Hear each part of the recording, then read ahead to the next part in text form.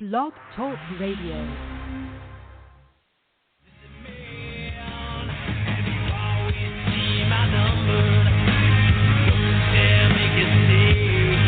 But we are making a stand, and we're waking everybody up that 9/11 was an inside job. And you are the minority.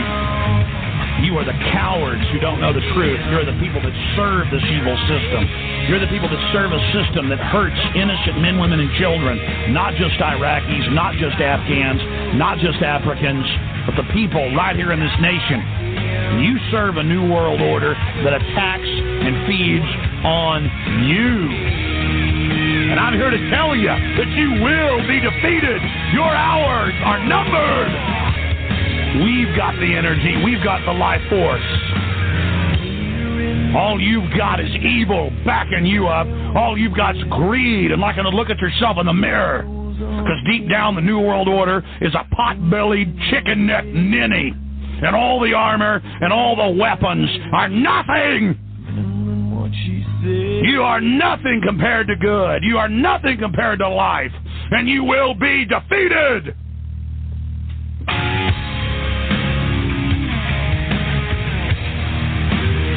I want the individuals out there, I want free humanity to turn themselves loose, to cut the chains loose, and to use the end of that chain to slap the New World Order right upside the head. You've got the power. You want to know who's going to defeat the New World Order? It is you. You're the individuals that are going to be able to defeat this system. You're the individuals that are going to be able to take down the New World Order. It doesn't matter if Ron Paul wins. It doesn't matter if they rig the election. What matters is that we're starting to stand up. We're starting to move. We're starting to find our legs. We're starting to build our muscles. We're starting to realize that we do have power, and we can work together, and we can take action, and that the naysayers are a pack of weak liars who have never had any successes in their life and who are upset and frustrated to see us beginning to have victories against tyranny.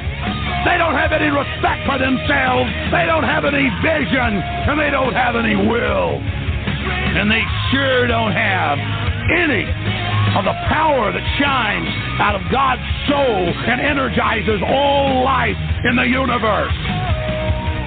They have wed themselves to death, and they will crumble, and they will fall, and for eternity we wed ourselves to life, and to everything good, and everything that flows from it. All right, that classic Alex Jones there. I just figured I'd throw that in there for everybody, you know. The few that I got here listening here tonight, I guess. So I guess nobody's going to come aboard, which is kind of like it in a way. You know, I kind of like to just to record the show and let the people listen to it and download later on, because then, you know, it gets away from the debates and the stupid callers, you know, and go over the same stuff, you know, because really it's repetitious. You know, there's only a few of us out there that are going to really make a change and make a difference. Those of us that have the courage to take the time, the sacrifice. I mean, how many of us out there are really sacrificing for what we believe in and fighting for our republic? I mean, you know, we got the clown shows and we do our little podcast shows and we stay awake all night talking on here, gossiping and everything. But really, where's the results at? How many of us are going to go out there and sign up and go out there and put the battle gear on and fight on the front lines? How many? I mean, really, you know, I mean, and you got the other people who want to become politically involved, and that's great, you know, but they're just fighting. If they're not talking about restoring the republic, if they're not talking about standing up and ending the Federal Reserve, changing monetary policy, without money, you're not going to get anywhere. Without fixing the monetary system, you're not going to get anywhere. You can argue all day long, Republican, Democrat. You want to talk about Fannie every single night. You know, go right ahead. You're wasting your time. You're just, because she's just the trick of the day. That's all she is. Okay? She's just a little news story that they got your mind spinning just to play games with you for tonight and maybe next week and a couple months down the road. But next year, 2 years from now, listen, remember 3 years ago it was Russia collusion, remember? And it was the talk of everybody's podcast. And everybody would Trump this, Russia this, collusion this. Oh, boy, he's going to be found innocent. Yeah. And now, look, nobody even talks about it. Okay? So really, what did you achieve? Did you make our lives better? Were you out there doing anything? Did you make your life better? Did you build yourself a house? Do anything productive? No, you went to work in your metal coffins every day, and you call yourself a patriot. And really, you should be ashamed. You really should be. I mean, flat out, bottom line. So we'll play this little documentary tonight. Remember this? This was back in a few years back. And this is, again, we saw the rallying cry of good patriots out there that came to the aid of another patriot. These were good patriots, people that were willing to lay it all on the line. I was a little depressed about the numbers that showed up, but a good amount showed up. And that's really all it takes is a few to make a change. But so we'll go ahead and play this one right here, and then everybody can complain that I'm playing a documentary because they're not calling in. So we'll play this here. And if you want to listen, good. If not, for those of you that want to remember and learn, because if you listen to the words that are spoken and you pay attention, you can learn from these types of things. You can learn, okay? What I am. And I don't want to be anything more than that. My family established a homestead in the Virgin Valley in southern Nevada in 1877. And they began to run cattle. I had always dreamed about being able to ranch. But the federal government has turned its eyes as modern conquerors and focused on controlling the land and the resources. We are at a dangerous time. And I'm not just talking about ranchers. I'm talking about all aspects of what this nation was built on. When we met Ammon Bundy, he was facing the possibility of life in prison. He had been called a hero and a criminal, a patriot and a domestic terrorist. Ammon claimed he never wanted to be anything more than a rancher. But in 2016, he led the largest armed uprising against the federal government in a generation.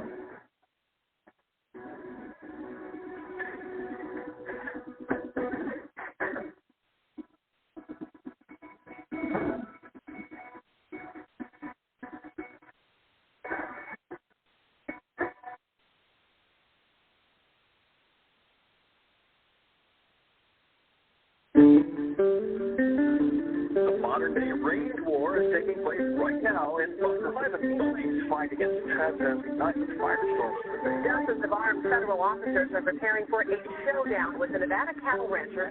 Cliven Bundy. Cliven Bundy says other cattle ranchers were forced off the land, but he is refusing to leave. In the fall of 2013, Ammon Bundy's family lost a decades-long legal battle with the federal government. They'd been refusing to remove their cattle from public land near Bunkerville, Nevada, and owed over $1 million in fees and fines. For 20 years, the government had been trying to phase out ranching in Bunkerville to deal with development and environmental issues. Some ranchers shut down, others took buyouts, but Ammon's father, Cliven Bundy, refused. My dad said no. And when they come and said, "You're going to take it anyway?" he said, "Hell no. You're not going to take away what my grandfathers passed down to me." He said no. The issue with the Bundy family started more than 20 years ago. Steve Ellis was a deputy director of the Bureau of Land Management, the BLM, which grants permits to ranchers to graze their cattle on public land. The U.S. government's a huge landlord in the West. Inherently, there's going to be conflicts and challenges for us in making decisions. BLM was making a change in Mr. Bundy's permit. Mr. Bundy rejected that and stopped paying his grazing fees, and that started the whole thing. The BLM was threatening to decrease his cattle operations to the point where there'd be nothing left. But ranchers can't just stop paying their grazing fees. even as a form of protest, it's difficult to make the case that if you stop paying, you can still continue operating. So the only action the BLM can take at that point is to impound Bundy's cattle. The Bundys declared a range war, and the BLM finally sent in armed agents to oversee the removal of the cattle. Rangers and agents from several federal agencies are preparing to move against rancher Cliven Bundy. The Bureau of Land Management came in and began to build their compound. It was built like a military base. I'm saying, Dad, I really want to be able to do something if you need me to do it. As the BLM was impounding hundreds of the Bundy's cattle, Ammon's brother David began filming government convoys. When agents ordered him to stop, he refused, as his older brother Ryan tried to intervene. Okay. I am going to take him with me. Okay, he's a grown man. He can take himself. Okay, sir? It's your first choice, sir. To leave. I'm gonna drag you out of the car, okay? Here in a second. Sir, leave now. Several men came down, threw him to the ground, and then they detained him and took him to the compound. 1608, turn the camera off. Bundy's left the area. It was that night that my dad said, well, I guess time for you to come. When I dropped down into the valley, I couldn't believe what I saw. I pulled into the protest site, and there's like 40 or 50 people there. It was quite amazing to see the people unite. As he arrived in Bunkerville, he found that ranchers from across the state had rallied to his father's defense. This Bundy family, no more than just a good ranch family. That is a good example of what they've tried to do right here on this right here. Only the people have finally had enough. Well, the last 20 years, they've been after the good guys. Ranchers have been frustrated with the federal government for a very long time. They severely cut back the amount of time cattle can be on public land. Ranchers are always having to look over their shoulder and wonder, when is my ranch no longer going to be viable? The Bundys are among the last ranchers in Clark County. As the crowds grew, protesters confronted government agents. They body slammed my Aunt Margaret to the ground.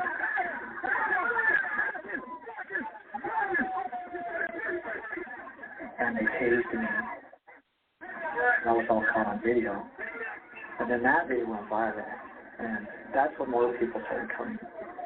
I was very worried about the optics of it. I thought, wow, this is not good. And the optics of this is going to be horrible. This storm has quickly turned into an angry mob that protested in full force.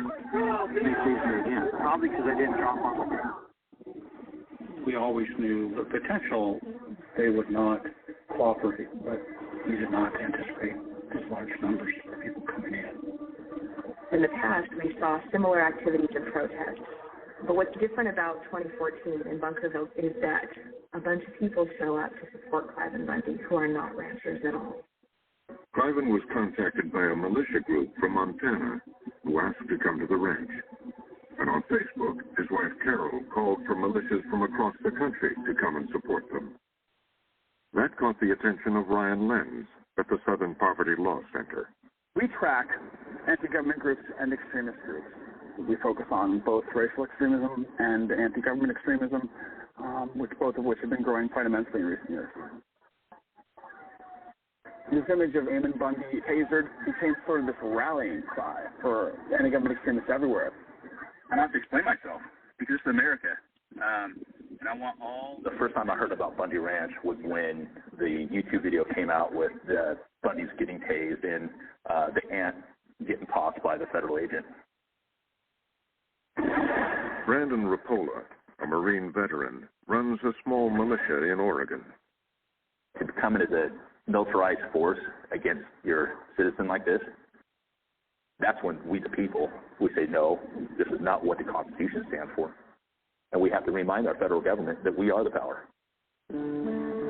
People are coming in from out of state now to hold office of federal rangers, and many are armed. Bringing out the latest from the Bundy Ranch, where the militia has arrived in support of Cliven Bundy. within less than a 24-hour period, I got my gear ready and made an 18-hour straight drive down there. And you've had people from all over the country. And a lot of the people that I've met were prior military, were still active military, in special forces, in different branches. Everybody had a purpose or a reason to come, but it was all based on the fact that they know somebody's being abused and something's not right. Militias from around the country descended on Bunkerville. The Oath Keepers, which is this group of former military and police personnel, the 3%ers who believe that they are prepared to fight the federal government, much like the colonists were against the British. And so Bunkerville becomes this sort of petri dish of anti-government extremist thought. The Bureau of Land Management watched with increasing alarm as the situation escalated. We're surrounded by people with guns. These hundreds of militia people coming here. Many of them are heavily armed from around the country. On April 12th, the BLM said they would stop rounding up more cattle. But that wasn't enough for Cliven. He wanted all his cows back. Good morning. Good morning, Nevada. Good morning, America. We're about to take this country back, and let's go get my cattle. We're going to go and take the rest of them out of the compact cells and kill them above the freeway. And boom, they're off. The Bunkerville protest was becoming an uprising. We're taking back our county. That's basically what's going to happen. We're going to take back our state. Ammon and hundreds of protesters headed for the lot where the government had impounded the family's cattle.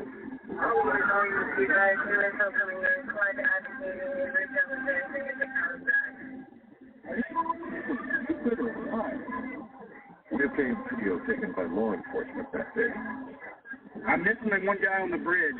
Some of it has never been shown before. They were all heading for Squash, where the main entrance was to the pen where the BLM held its cattle. Control IC, need reinforcement down at Squash. As the protesters converged on the cattle pen, law enforcement officers from a half-dozen agencies scrambled to hold them off.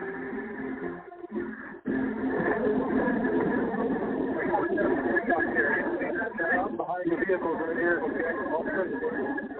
They come with horses, you probably want to get back to the truck because they'll run you over. Like this? We're not going to be able to stop. No, that's what I'm saying. Once we were down there, they were in stacking position with their rifles up. I want you guys to be ready for second wave, okay? When I call in second wave, come in.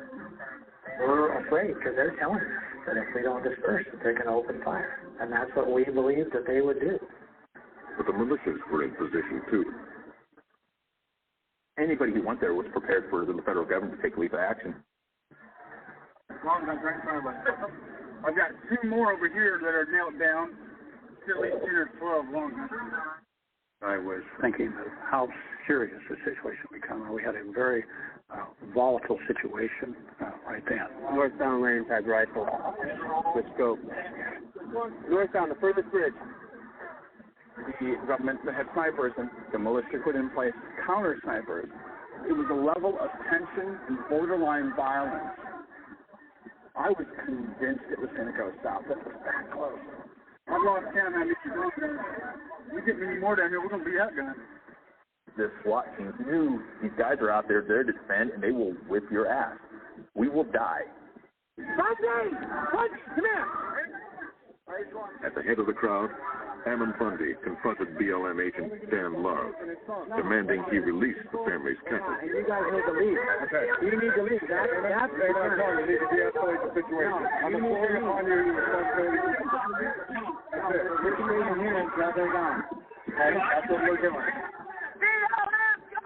What's going through my mind is it's not worth it to have anybody hurt over 400 cows that they had pounded at that point. So I told them to block. Block now.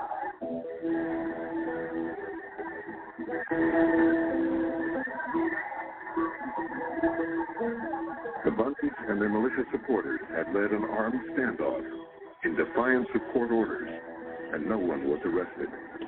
They even got their cows back. Bureau of Land Management was trying to root my dad out of off his ranch for 30 years now. For it to unfold the way it did was absolutely a miracle to us and amazing. They can gloat all they want, but everyone went home safe. And I also knew that eventually the wheels of justice would start turning, that was not the end of it. The federal government had backed down, but it would spend the next 2 years trying to bring the Bundys to justice. Overnight, the Bundys were thrust into the national spotlight. Welcome to Hannity, and this is a Fox News alert. The federal government may have surrendered in the battle against Nevada rancher Cliven Bundy. The discussion was as divided as the country itself. A law-breaking rancher named Cliven Bundy, and it has literally put the Bureau of Land Management in the crosshairs of sniper rifles. Frankly, I thought there was a lack of proportionality here by the government and snipers and surrounding your ranch and taking your cattle. None of it made any sense. And I think that when the standoff at Bunkerville happens, it is very much a local battle and a local relationship with the BLM. But because of the coverage it draws from the media, there are other people who will appropriate Bundy and his cause and make it their own because it seems to support their larger message of out-of-control, tyrannical federal government.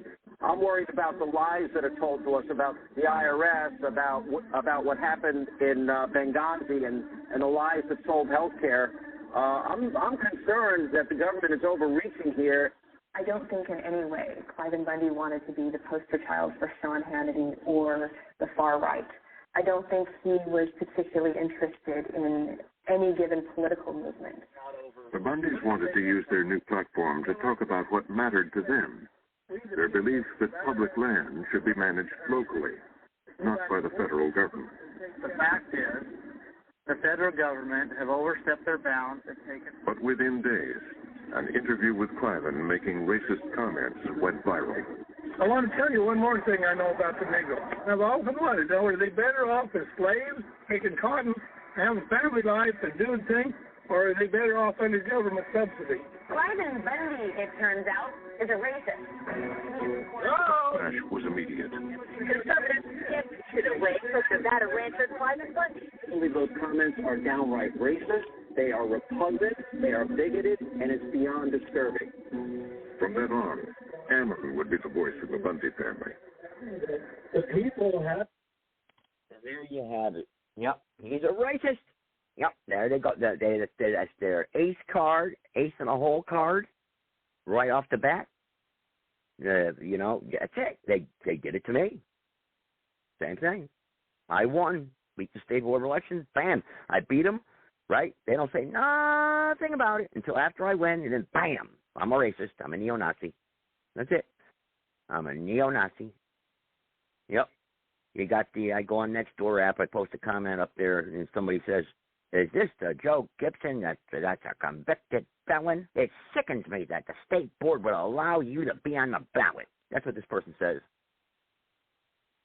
Luckily, I had about a bunch of people come to my aid there and just thrash her. Who are you? And stuff like that. So luckily, the narrative may not. Maybe with the Cliven Bundy and all the Trayvon Martin and all the crap. The other stuff, the Kyle story, all these stories, maybe they played their ace card just one too many times. The bluff doesn't work anymore. We'll find out March 5th here in North Carolina for my race. Either way, I'm going to come out a winner because I'm going to tell you right now, I got it all drafted up, ready to go.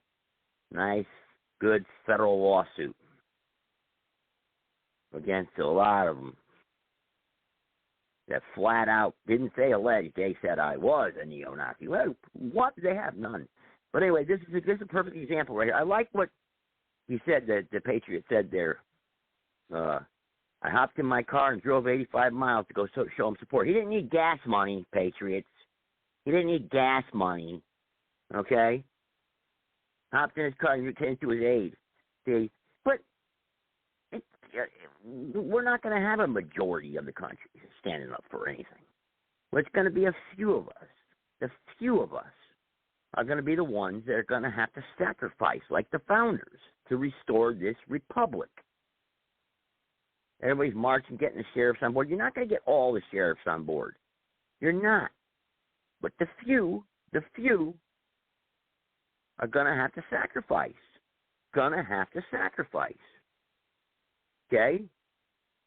That's what I'm doing. I'm sacrificing.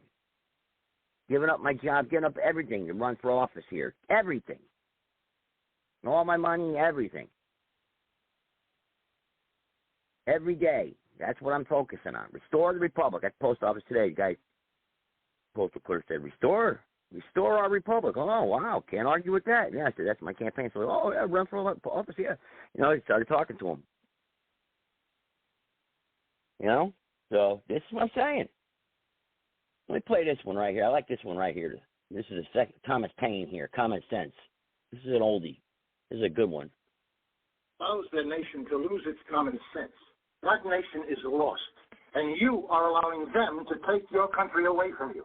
Is it common sense to adore at the altar of multiculturalism? Read your world history. Not one nation has survived as a multicultural. It's the uniculture that is your strength. One country, one culture, one language. Is it common sense that 84% of the people want to make English the official language of America, but your majority political party espouses insanity, ignores the people, and says no? Is it common sense that 53 countries, mostly in Africa, have declared English to be their national language, and the party who declares we will unite you says press 2 for Spanish? Is it common sense to adopt your new national religion of diversity when the very word means disunity? We founded a country on similarities, not diversities. One country, one culture, one language. You cry out for unity, but is it common sense to continue to identify yourselves by your ethnicities and not your nationalism? White-America, Black-America, Chinese-America, Hispanic-American, gay and lesbian-American, the Black Caucus, the Hispanic Caucus, the Women's Caucus. You want unity? Change your language. Isn't it time, once again, we all became just plain Americans? Or is that too much common sense? Is it your new common sense now to stand up and cheer when a presidential candidate wants to hand over the health care system to that same government who has run Social Security, Medicare, Medicaid, and 12 other entitlement programs into bankruptcy? A government bureaucracy who can't run a railroad, your airports, secure your borders, or find 15 to 20 million illegal aliens. That same government that allows Islamic women to take their driver's license picture wearing a neck scarf, covering their face because it offends their belief. What's next? Allowing the Ku Klux Klan wearing their hoods? Is it common sense to bankrupt the American Treasury? Fighting wars for countries whose silent majority won't fight for themselves? Your debt is now $9.4 trillion. Is it common sense to continue to give away $9 billion of taxpayer money to unfriendly countries and foreign aid, including $2 billion a year to Egypt, who votes against the United States 80% of the time in the United Nations? All this while your own inner cities crumble. 40% of your high school graduates can only read or write at a 4th grade level. You have to import people from China and India for your high-tech industry because you haven't got enough smart people in America. And New Orleans and the flood victims of Iowa continue to be forgotten. This is madness. Lay down your misplaced global burden and rebuild America first. You can't support the world while neglecting your own country. Are you unifying the country with common sense when both of your presidential candidates cry out, we must show compassion for the 15 to 20 million invaders from south of your border? But not one word of compassion for the overburdened American taxpayer who is forced to subsidize the invaders by paying over $250 billion of their hard-earned money to establish America as the welfare department of a failed, corrupt foreign country. Are you unifying your country with common sense by sending out your utility bills and your Social Security checks in Spanish? Legal and illegal immigrants have no incentive to learn your unifying language because you make it easy for them not to assimilate. How many of you write in big letters across that bill, English only, please, and send it back? Stop bending over backwards to accommodate every other culture but your own. Is it common sense to allow your activist judges to ignore your history, your culture, your Declaration of Independence, and every other founding document to remove God from public life? and endowed by their Creator with certain inalienable rights, their Creator, not the ACLU, not the will of the atheist, or the anti-Americans that stood on the Ninth Circuit Court of Appeals in San Francisco. Separation of church and state, yes. Separation of God from public life, never intended by your founding fathers. Is it common sense that the very political party who claims to be the party of the people and shouts, "We will bring change," consistently stops all common sense legislation to secure your borders, establish workplace verification, and stop taxpayer money for illegals? They call themselves progressive global thinkers.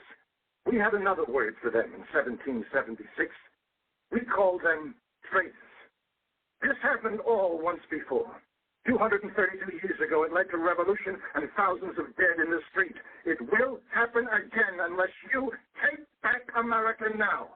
Join the grassroots movement of the Second American Revolution, not of guns and violence, but pressure, pressure, pressure on your non-representing representatives who created these problems in the first place. This is the most important phone number in your democracy, the Congressional Switchboard.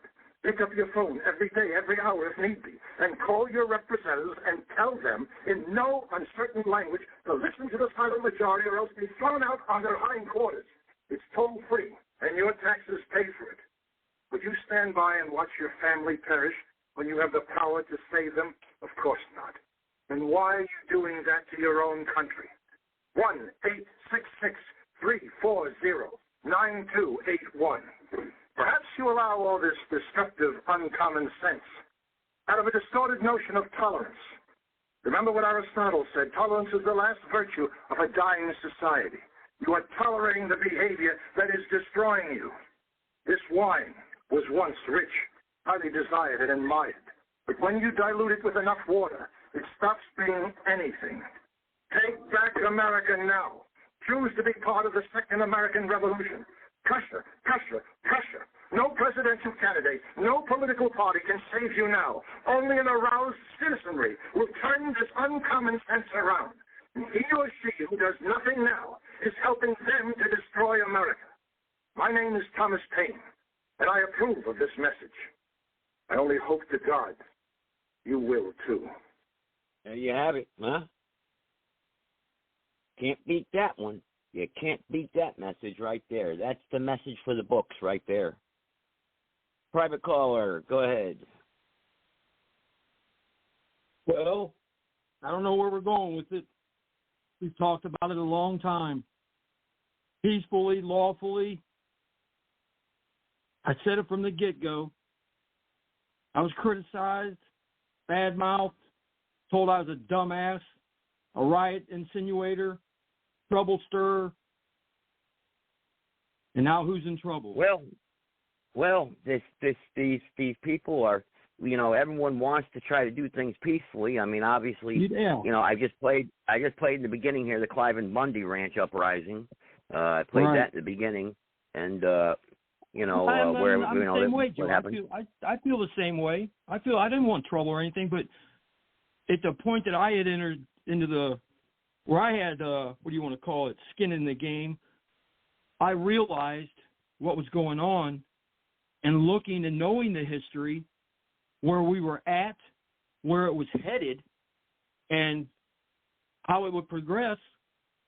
And I didn't realize it would go so fast, but I wasn't wrong, because it had gotten too far already when I came into the game 4 or 5 years ago. Oh yeah. We were at a point where the infiltration had already happened by every aspect, every level you do anything in life with this stuff, and for them to actually now they're to the point where they can come out and blatantly make comments, make posts, do interviews, say anything they want, because they run the entire narrative and they have the people sitting in place where they can control that, where before they didn't. That's when it was peaceful, because you didn't have them doing that to you right in the face. It's like somebody taunting you. That's what they're doing. They're taunting the American white males mainly. They want you dead. The whole genre of this whole, it's insane. And if you're not of their bloodline, which is evil. I don't care what you want to call them, whoever they want. If you're not with them, they want you dead. That goes for blacks, whites. Yeah, they want us dead or reds, controlled. everybody, women, children. It doesn't make any difference. They want your agenda. They want to end this and make you a. I'll be honest with you. A lot of the problem is with our voting. As I'm not trying to be, but I'm got to tell the truth. It's the women out there. A lot of the women vote for these progressives, these they can't stand Donald Trump. Most of the women, most. I'm not saying all. And it's going to take a few that minority. He does. Yeah, it's going to take the minority women out there. He doesn't speak highly of women. He doesn't speak highly of women. Yeah. He's hidden his narrative, but you know what?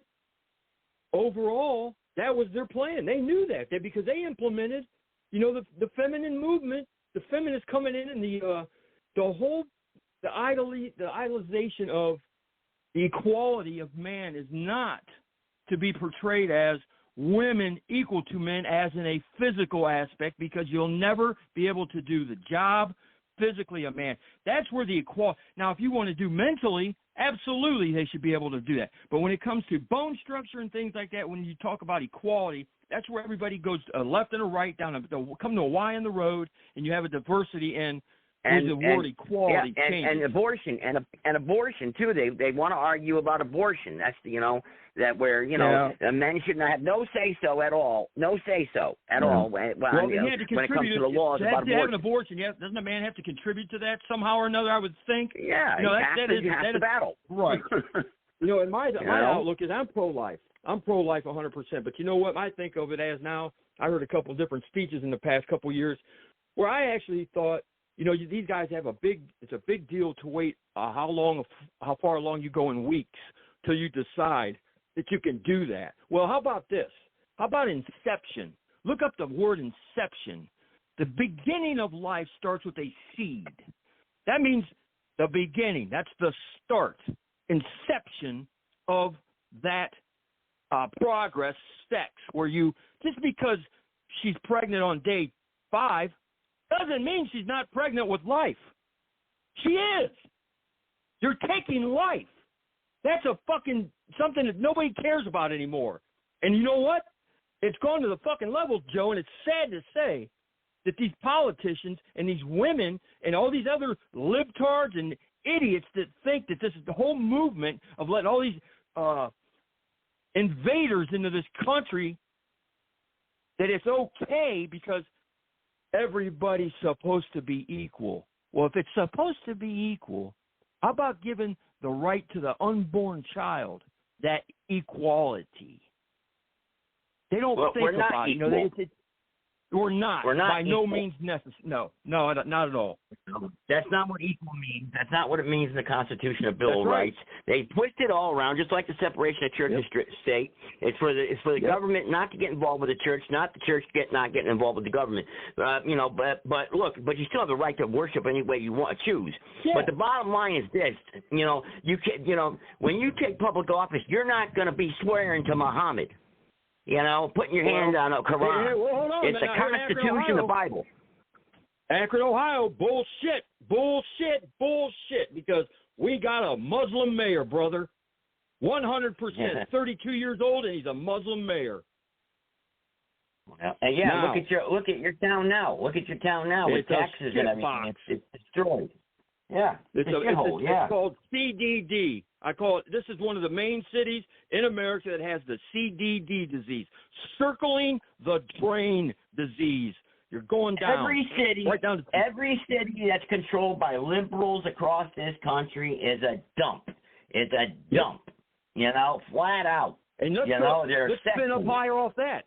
Let's take one. Let's go higher than that. Let's go to an ongoing problem. Let's not talk about abortion. Let's not talk about politicians in a sense. Let's talk about what we know as a fact.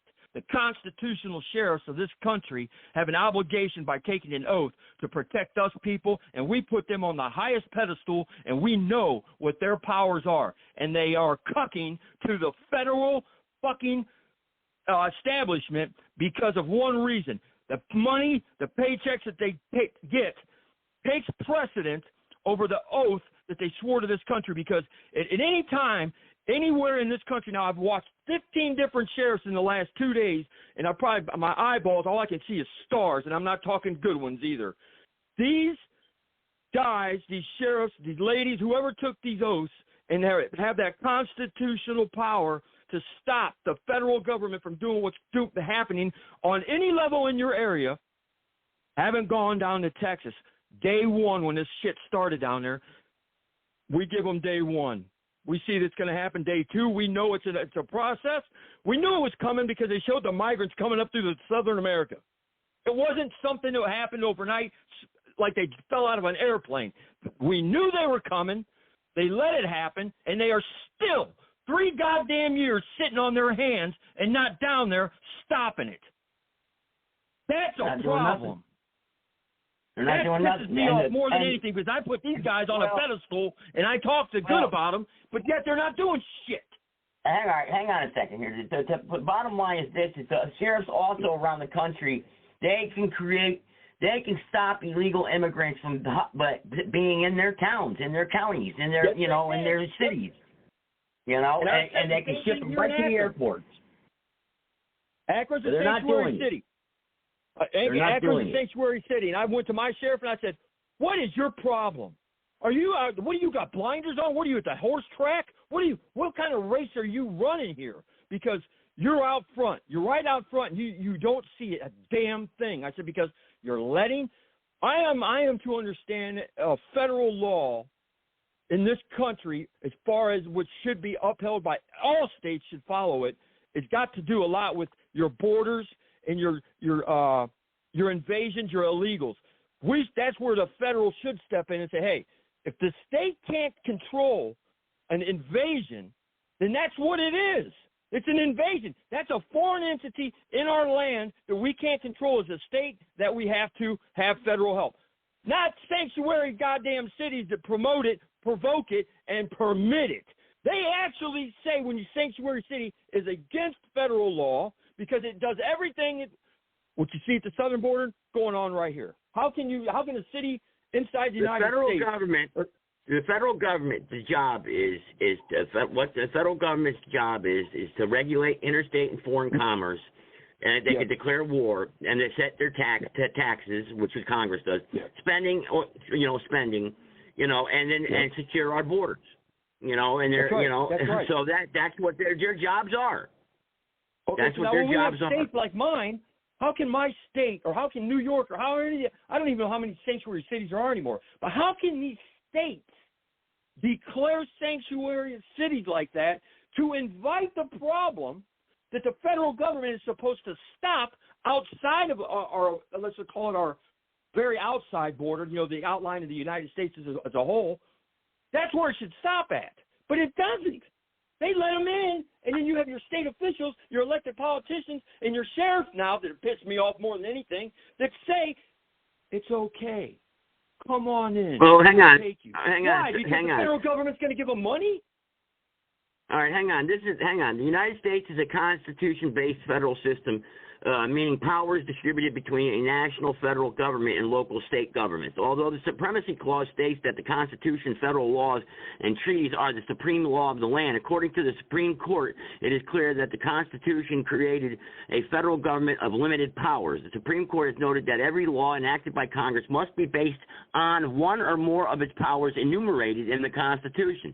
These limited powers are set forth as what are termed enumerated powers in Article 1, Section 8 of the Constitution. These enumerated powers include, among other things, the power to levy taxes, regulate commerce, establish a uniform law of naturalization, establish federal courts, subordinate to the Supreme Court, establish and maintain a military, and declare war. That's what their job is. Nothing else. Nothing else. That's right. That's it. And why has period? Why can the state why can my city of Akron, these fucking degenerates that sit down on the city council and have no interaction with the people amongst us, which blows my mind because they haven't had that carjacking or an incident, a violent incident with these people that they want to come to this city when the federal government says, no, or supposed to say, no, you can't have that, and it goes on. How does that happen? You know how it happens? It happens because the people are asleep. Because you got the somebody people like are asleep. That's why. You know how it happens, Joe? It happens because people like Mayorkas get elected. You got too many foreign people that aren't from this country that have no skin in the game as far as family or tradition to understand the fact that what we have is something special. That's why everybody wants to come here, but yet they're going to shit on it because they want to think that they want everybody to have that ability. We are only so big and can take so many. You can't put 2 gallons in a gallon jug. That's all there is to it. And you can't put... Let me ask this question. Hang on, let me ask this question. Sally, I see you in the chat room. I know you didn't do a show last night because Blog Talk Radio was down. So if you want to call in and maybe talk... Hang on. If you want to call in and maybe talk a few points that you maybe wanted to get across last night on your show, you're more than welcome to. Take a few minutes and do that. Because I know your show is important to the things that we talk about a lot. So, if you want to call in, I'm more than happy to give you as much time as possible. It's just important, in case you had some message that you wanted to, get across that. Because I know that pisses me off, man. Blog Talk Radio when it goes down like that. Especially when we have a situation like we have, like with everything going on. Especially me running elections.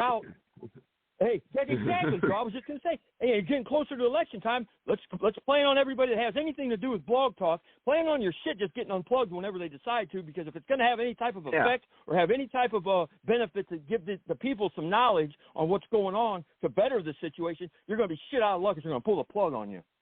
Yeah, or if you had a guest, if you had a scheduled guest or something, that's happened to me a couple times where I've had a guest, an important guest, and bam.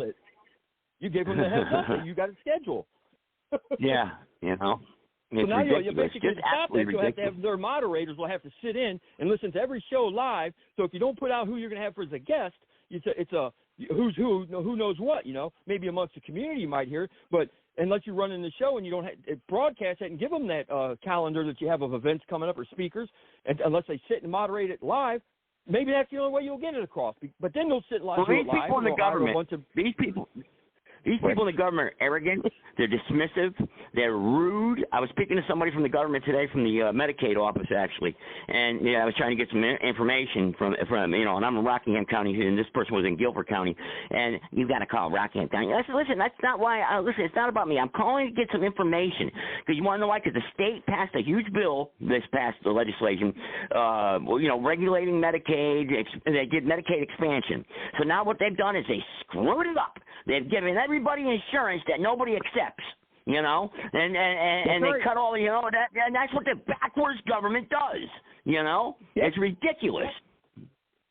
And then your actual city is doing that's going to suffer. Your city's going to suffer because whoever accepts that and how they're doing it, they're going to run out of money faster than hell than they know what to do with. Because they got to pay for it. Now they have to pay for where we're going to have probably close to 20 million illegals that they're going to give this to as well. You're blowing up a system. You're trying to give everything away for free to people that don't even deserve to be here because they're illegal, number one. Number two, you got your own homeless veterans. You got everybody in America that's sick or whatever that needs help that could use that help. Don't give it to them. And then ship all the money all over the country, all out of the country to everybody else that's going to war. It's got the same problems we got, but I think you would want to take care of our own country first, but they don't care about that. They don't give a shit because all they're thinking about is if they don't spend the money that the government gives them now, they can't get it next year. So you got to spend it. You got to change it. You got to accommodate. Well, what's the accommodation right here in this city? It's crazy because now you're going to have – we lost this company called AMR, American Medical Response, and they were in charge of all the ambulances.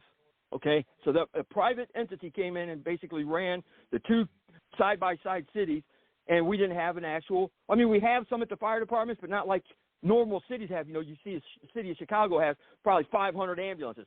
City of Akron probably had 4. Now we don't have enough ambulances because this company decides to pull the plug on their shit show here. They're tired of their Democratic crap. They leave. Now the people that have the problem, like you're saying with Medicare or whatever, anybody that needs help medically doesn't get it. Add to the fact you have an influx and infestation of evaders that are clogging up the system because they're coming here sick or with disease, whatever else they got, pregnancies. and you think you got your grandmother, let's say I'm having a heart attack. I might have a heart attack on this phone call. I'm so worked up. I try to call 911. The son of a bitches can't come get me because there ain't an ambulance to do it. Or it's jammed up with some Mexican or whoever, an invader. It's insanity in this country. And we've been too passive, going back to the very beginning of our conversation, where we let it go, we got to try and do it this way. Man, that's all they've been begging for, is us to just keep prolonging what's going on. And I believe that's happened with this presidential situation where they put Trump in to get everybody aggravated, to see who's who, where they got to concentrate on areas, and then put Mr. Potato Head in to prolong it out so that they can destroy the places that they need in Ukraine and Gaza, the beginning of where all these people, these sick prick cultists are from, that part of the world. They're leveling it to build the new temple of Jerusalem. It's going to be the new Jerusalem. That's where they're going to run this one world government, one world religion, one world bank out of. They put it in a blueprint. They wrote it down over, I think it's 900 years ago in the Talmud. It's in there, the Prodigals of the Elders of Zion. It's there. If you think I'm bullshitting you, look it up, do the research, and after you sit down and figure out. Listen to this. It's insane. Listen to this, though. But there's a plan. Yeah, I know about the New World Order and its plan, but what I'm trying to say is that the destruction of America, we can pull back. It's going to take, like I said in the beginning of the podcast, the few of us. We're not going to get large numbers. Like that guy said for the Bundy Ranch. He said, I got in my car and I drove 85 miles because the man needed my help. You know, but he didn't need gas money, people. He didn't need it. He didn't need help. He went to the Patriots' aid. You know, and that's what we need. We cannot have people being singled out and taken. We just can't. That's the problem. Everybody's scared, Joe.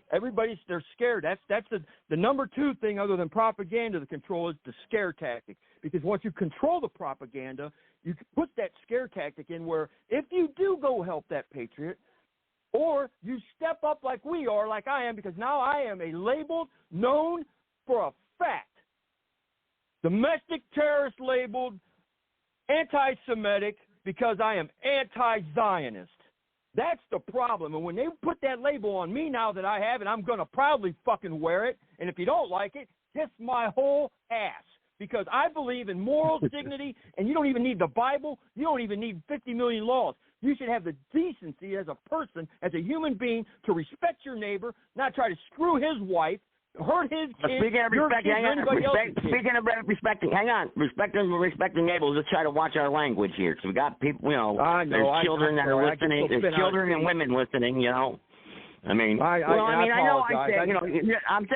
just saying, slips and people, in conversation, but some people got to say it over and over, and, it's like, and then people are complaining or emailing me, Joe, I'm not going to listen to that. Which, I understand, that's their belief, I'm anti-Semitic now, so I have a label. And through propaganda, this media has portrayed what can happen to you. Because if you look at anything that's going on with that agenda, when you raise up and say something against the narrative, whenever you speak out against something and they control you and they shut you down or they criticize you, if you can't criticize those people, they're the problem. You're over the Well, look at the Bundy Ranch. They called him a racist. They called him a racist. Clive Bundy, they called him a racist. That's the first thing they did. They did the same thing with me. I'm a racist. I'm a neo-Nazi. As soon as I beat him. Waco. Look at Waco. Yep. Yeah. It's crazy. And that's what they do. Overall, the whole world, Joe. It's just not us in America. Look what's going on where anybody that's opposed this America, which I like to call now the paramilitary group of the Israeli state. That's what America has been since 1948. That's exactly. I would like to say it's more or less. I'd like to say it's more or less of the United Nations and the system. We're just a brand. We're just their black ops. We're the ones that have the money because we're the people that fund it. They figure we're dumb enough to pay taxes and support and build up this military industrial complex where that they, as controllers with the propaganda, can say, okay, you got to feed them this, feed them that, and they get the people believing it. Oh, we got to go to war here. We got to go to war there. And every single time somebody's opposed, either the monetary the structure that they run, that they can have complete control over, they die. How do they die? Because they say, hey, you got to kill them. You got to have a war there. You got to go to Iraq. You got to go to Cuba. You got to go to Bay of Pigs. You want to talk? We got to have World War II. Got to kill Hitler. Got to kill Saddam Hussein. You got to kill Bin Laden. Anybody that ever rises up against the currency that these people run have gone to war, and every single war that America's been involved in has been bullshit, and it's been an absolute farce. We should have never had people over there dying and fighting because, in all actuality, threat to us. It's not. It's anybody. Let me tell everybody. 657-383-0616. If you want, you can call in anonymous. If you want to, press 1 on your keypad on your phone. If you want to be connected live, unscreened, uncensored, you don't have to give your name. You can remain anonymous. Like I said, I know some people out there, especially with the media, the way they've been attacking me. Some people are scared to call in, because they don't want to be associated with Joe Gibson, the neo-Nazi. Which I'm not a neo-Nazi. I'm not. I've never been to one rally in my life. I mean, that's all been debunked. It's nonsense. It's all nonsense. Stay tuned, everybody that's listening. Joe Gibson's going to have a couple of videos coming out that's going to show some real evidence of him being debunked on that platform that these people want to. That's exactly what we're talking about right now. That exact platform where they can push a narrative because they have the ability to do so. When you speak out against the people that are evil, they're going to put you in a place where everybody's to be scared of. I'm not scared. Neither is Joe Gibson. You guys are both. Well, and the thing of it is, though, the weeks prior, though, I've stuck up. You know me. I stuck up for Israel and Gaza. I was arguing with people on here. I was sticking up for them, and then they got the nerve to call me anti-Semitic and a Nazi. I was arguing with everybody on this, and now I'm really kind of like against it now because they're just slaughtering those people over there. That's ridiculous. The time enough is enough. I really looked into this in the last 2 months. Where did this all come from? Because let me tell you something. There was no Israel prior to 48. I don't care what anybody says. You can go back through the Bible. I have the receipts, but I will tell you this. The thing is, if you look at the actual location of that area, there's 2 places in the eastern part of the world, the Europe, they call the bread baskets of things. Ukraine is one of them, where the ground is so fertile over there, they could feed all of Europe with what comes out of the Ukraine. Okay? It's insane what they did. And that is a very, very powerful, back then was powerful because they provide food. When you provide food for the masses, who controls that? Controls the power. That's why the struggle's going on over there, number one. Number two, where Gaza is, there is a canal called the Suez, in case people forget about that. The trade and the everything that goes anywhere around that area is controlled through the Suez Canal. And that 48 moved to put that state in its position that was given to them because they weren't there. The people that are not there are 90% European. They're not Middle Eastern descent. That's a fact. The problem with it is you take a Jewish community and you stick it smack dab in the middle of an Arab, 29 states around them. 29 states surround Israel that are Muslim. Who in their right mind puts it? The guy that made the dartboard would have said, well, you don't want to put the thing that you would hit the most important, right in the middle. Well, they did. And now that's why you have so much conflict. It's there's a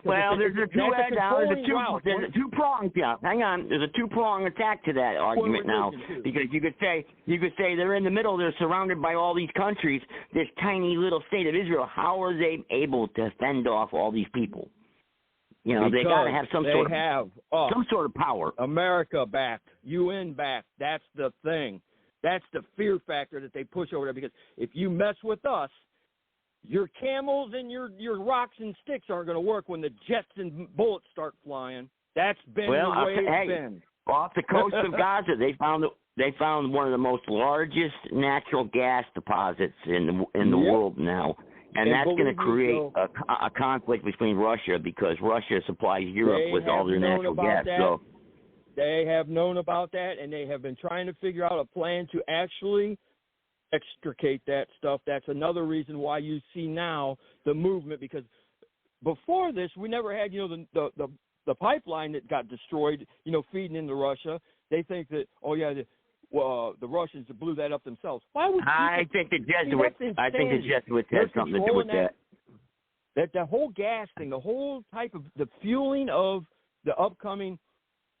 If we're in such a global warming climate crisis, why is every country that's in this world going to war worried about so much gas to warm everything if it starts warming up?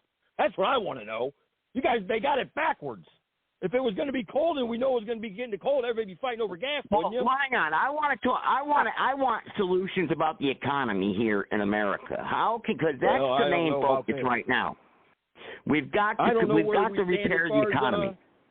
What are we going to do? I mean, you got to ask yourself where are we headed as far as not the dollar bill, but the digital currency. That's the push. That's what you have to figure out because that's going to happen. That's coming. The dollar bill is going to be something you have to basically make paper airplanes and throw it or start fires with because it's going to be nothing because everything's moved digital. Everything because of the technology. Now, how we accept it, I don't know. I mean, there's different. You have like the BRICS is doing their thing. You have Bitcoins and stuff like that. I don't know. Actually, the UN or whoever they are trying to put together their own type of. I think it's more or less like a Bitcoin, but everybody would basically just have no hands-on money where you can do no bartering or anything amongst yourselves in your community, but yet you have to be on a card, like your chipped card or your ATM card, where they monitor everything. They know where every dime is at all times and who's spending it and how it happens. Finished. That's what that's the control they want. So I don't know that's total control. That's total control. Yes. And we're finished then at that point. I mean, there's no escaping. It's literally hell on earth then at that point. I mean because they'll track us everywhere. There's no service under the ground. You have to barter with something else other than what you're going to be able to buy and purchase with. And then what are you going to do? When you look at you're screwed. Look at we're in a terrible place with the jobs and everything because we've outsourced everything that we do for this country. We've given it to every other country in the world to do. Where at least at some point we had some type of like our automakers. And here in Akron we were a big rubber industry. It's all gone. Everything's gone now. So we have to. Well, that's what I'm saying. What can we do to bring back the economy today? What can we do to bring back our strengths today? Because we have to have a strong bartering system, and we have to have a production. We can't import everything if we're going to. If this thing, when it's isolated. Right. You have to be able to say, hey, we have this. If you want this, we want some of what you got. We don't have that. We don't have anything to give. We don't. That's what I'm trying to tell you. We don't have nothing to give. Yeah. So we got to start from the ground up. We got to get with the kids. The kids are the main focus on all this. Is going to be this generation. The next 5 to 10 years is going to be absolute hell for people because we're going to be either in a transition, the struggle, or struggling with the transition that's happening beyond belief. And until that settles down and we have that, like you're saying, until we have that base where we have some bartering power, that's going to be the big thing. And this election, that's why this election is so very, very important. This election, this is what I'm trying to tell people and what I'm trying to stress right now is that maybe even the next election in 2026 is just as important also. Yeah, I'd say the next because if we get Trump back in there and we don't get everyone locally that's going to be able to, back them up, or we don't get, a Congress or a Senate that's controlled by the Republicans, because it's going to have to be Republican. Even though I disagree with the two-party system, we're not going to get a third party in there. Forget it. It's not going to happen. You're not going to get a Constitution Party in there that's going to run. It's just not going to happen. So we have to go with the Republicans. The worst thing is, let's say Trump does win. Let's say Trump gets in and everything swings that way. He's only got 4 years, but we've already seen what happens with the first 4 years he got. How much time gets tied up in all the other crap and garbage, that takes away from the actual focus on what we're talking about because he's got to be tied up legally and do everything that way. But 4 years ain't going to fix it. He ain't going to fix it. That's why I think that if there is two elections. Well, he had 2 years. Hang on. He had 2 years. He had 2 years with a Republican Congress. Okay. Yeah. He had all right, and a Republican Senate, and then after that it got split, and then so he really couldn't get anything done, really, with with what he had going on there. I mean, it was just constant arguing over everything. Right. That goes to show you that the people that are elected have no no idea whatsoever or don't want anything to do with the benefit of the people moving forward as a collective and doing the right thing and trying to better themselves from yesterday, because all they want to do is hold it down, suppress, and make problems when it's a whole. If you asked a Democrat and it's off to the side and said, hey, you think that's a good Well, I'll never thing get a Democrat to call into this show. I'll tell you that right now. I'll never get a Democrat. Amazing to me. It'll never happen. I think that it's so okay to just make it bad. Well, I don't understand where if they sit that high in their chairs in life and don't see what's going on in our communities, that how bad this is getting. It's and how because fast, you just how said fast it. It's evil. bad. They're evil. They're blinded by evil. They don't know what they're doing. Their hearts and their minds have been turned over to reprobate. They don't know what they're doing. Hey, if you look at history and you see how this has happened before, and it has, you know what the problem is that these idiots don't know is that the history shows that when all this transpires like it is now, the very first people that are mainly affected or attacked when it sets in and it's at 100% in full motion are these same people that do this to us, are these idiots, because they're the first victims. Yeah. Because we know what's coming. They think that they're immune to it. That's not going to affect them. And they're the first ones that the collective get wiped out because they say, hey, we're not going to you guys aren't going to have a voice against us. Now, shut your mouth. Well, we'll deal with the millions and the masses. We'll deal with them. We got them under control. It's the ones that are right under them that are going to be the problem, because they're going to say, oh, shit, we wake up. Oh, man, we got to wake up. No, you're not going to wake up. You're going to go. You're done. You're going to the gulag. Done. Well, it's going to be a little bit more tedious than that. I'm going to play a little bit of this right here. I played a little bit of the Bundy thing. So this is the next part right here, where you have division in America, and this is one of the problems we're going to have right now, as we've seen it already pop up in many, many different places. And these are the problems that we're going to face, and as the division in America, we're divided, and how are we going to overcome that, basically? So let me play this real quick, about 10 minutes of this, and then press 1, guys. Mm-hmm. We got to vote for more Joe Gibson. That's what we got to do. We got to get people like you in office that have the mentality that you do. And right. And if that's not the case, then hey, expect the trouble you're going to get. All right, let's play this down. I got to go with this. I've played both outfits in my career. Frontline and ProPublica reporter A.C. Thompson investigate. Wanted to talk to you about what you were doing in Charlottesville last year. Who was behind the violent rally? Video of you launching yourself into that crowd. You could feel how angry they were, but also how happy they were to be intimidating people like this. And it was just this happy rage. And uncover a network of white supremacists across America. Yeah, we think he's serving in the Marines now. News organization for tonight on Frontline, the film that led to a wave of prosecutions, documenting hate, Charlottesville.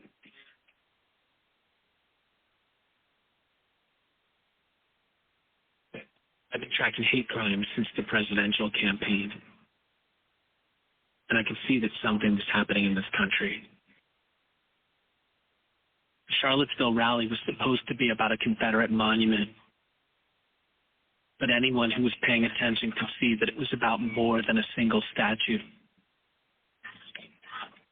It felt like a national reckoning around race was coming. And being here would help me understand it.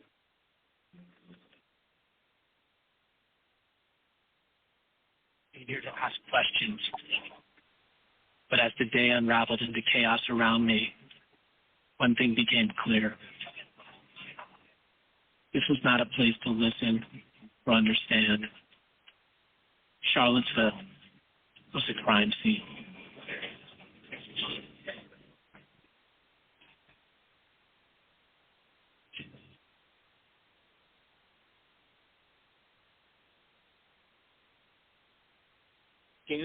Well over 100 officers from my agency, several hundred officers from the Virginia State Police.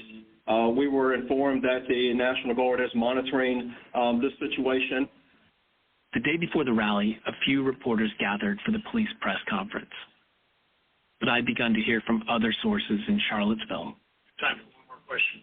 Chief, we're hearing rumors of there being another Torchlight march tonight, an unpermitted march. Do you have any information about that? I've heard the same rumors, but I don't have a lot of details. What have you heard? Where is that going to be taking place? In the city or the county? 5 or 6 o'clock. Where at? Not far from here is what we've been hearing. The police had heard the same rumors I had, but the university grounds were quiet, and it seemed like the march might not be happening after all. Until suddenly, the torches appeared.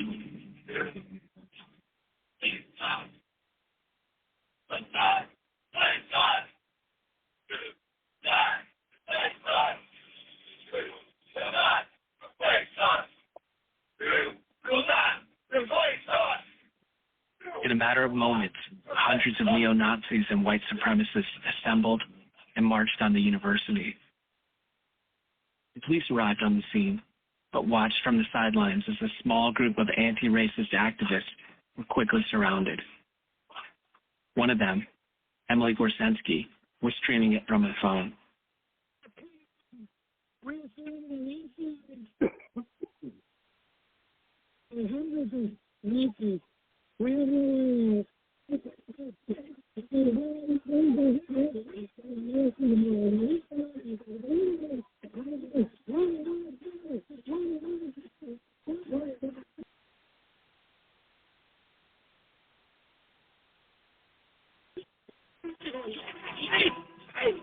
I got punched.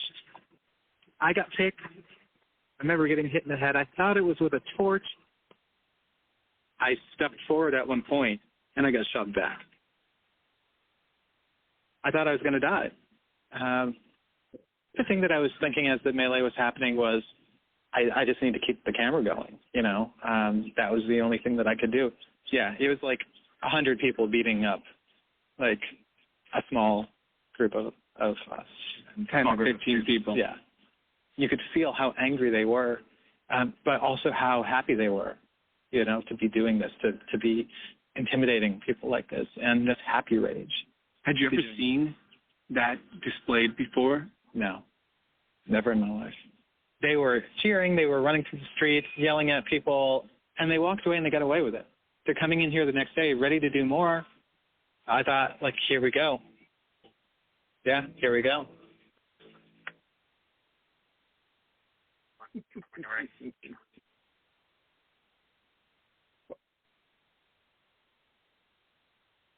Morning after the Torchlight March, I walked into town with a group of clergy. The white supremacists who'd beaten people the night before were returning, and anti-fascist counter-protesters were arriving to challenge me.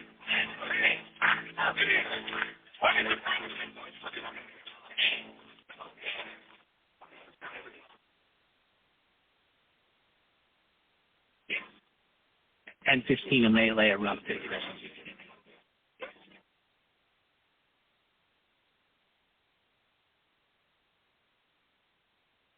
A group of white supremacists, some with their hands taped up like boxers, punched, kicked, and choked people who tried to block their path, leaving them bloodied on the pavement. Just want to let you know there's been all kinds of crazy violence over here. Pepper spray, people feeding each other with sticks. We're trying to figure out if the police are going to intervene to stop that or if it's just going to keep going on. Well, we've all got different assignments to try to maintain some sort of order here. So that's what we're focusing on right now.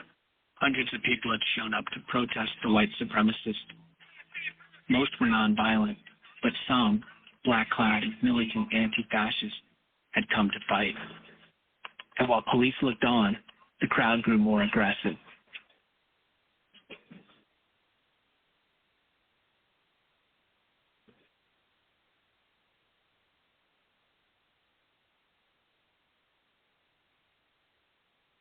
A group of white supremacists formed up with shields and clubs and pushed straight into the protesters. Some of them fought back, but no one was arrested, and the violence continued to escalate. At about noon, a group of white supremacists cornered protester DeAndre Harris in a parking garage next to a police station. They beat him with poles, metal pipes, and wooden boards.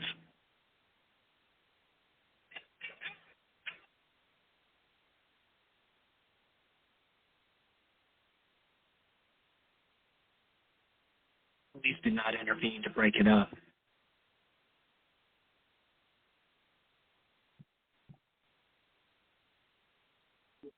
And at 1:45, the brawling turned into something else, an act of terror.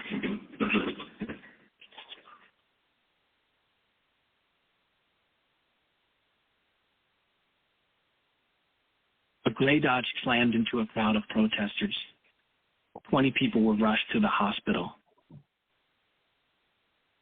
32-year-old Heather Heyer was pronounced dead. I always wondered, was she afraid? Did she see him coming? She was deaf in one ear, so, damn it, I wasn't going to cry.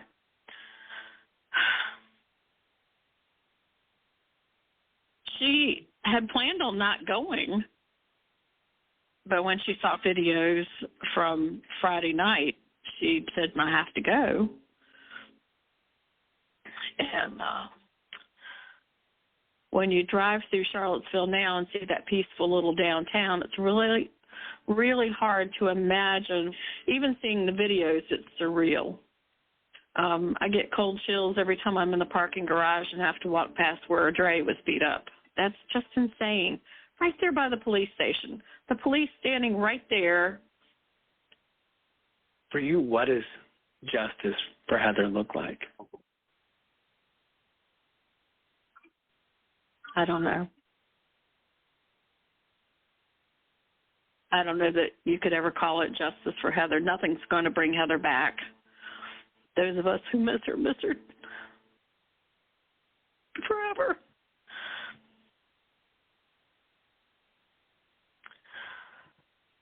Her best friend said, you know, it's kind of weird. I'll get to be an old man, and she'll always have been 32.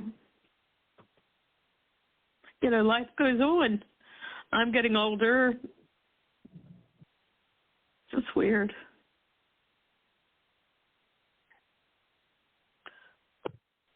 Life is very different. James Alex Fields is the person who's been prosecuted for Heather's murder. In your, is he the only person who should be held accountable? No.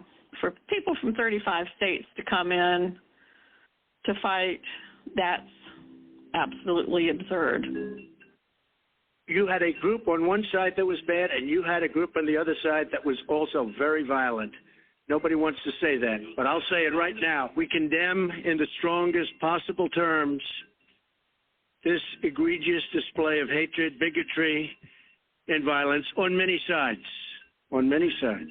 Yeah, it was really something else to see. This news conference, Bill, encapsulated the president's thinking, his reasoning, and frankly, his frustration over the events that took place over the weekend in Charlottesville. He defended his initial comments and says there is plenty of blame to go around on both sides. Specifically, he mentioned what he called the alt-left. Excuse me. What about the alt-left that came charging at the, as you say, the alt-right? Do they have any semblance of guilt? Today, David Duke, the former Grand Wizard of the KKK, tweeted this. Grateful to the president for his words today. Thank you, President Trump, for your honesty and courage to tell the truth about Charlottesville and condemn the leftist terrorists in Black Lives Matter / Antifa. Here in Charlottesville, one white nationalist told us the president has helped them. He's opened up a door. His movement has opened up a door. But it's up to us to take the initiative.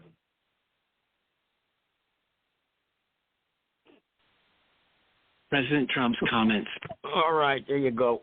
And that's and there's the media feeding the division. And Trump was actually right when he made those statements. I mean, there was both sides there creating civil unrest and violence. I mean, the video is evident. See, imagine if there was no video. Imagine if this was 100 years ago and there was no video. You know, what would happen? I mean, you know, it'd be a mayhem. You know, it's just, again, that's why video is so very, very important. We played in the beginning. Why is it every time that there's a protest, that it's always the right that initiates or is the not the victim by any means, or they are the aggressor? Why is it always the right?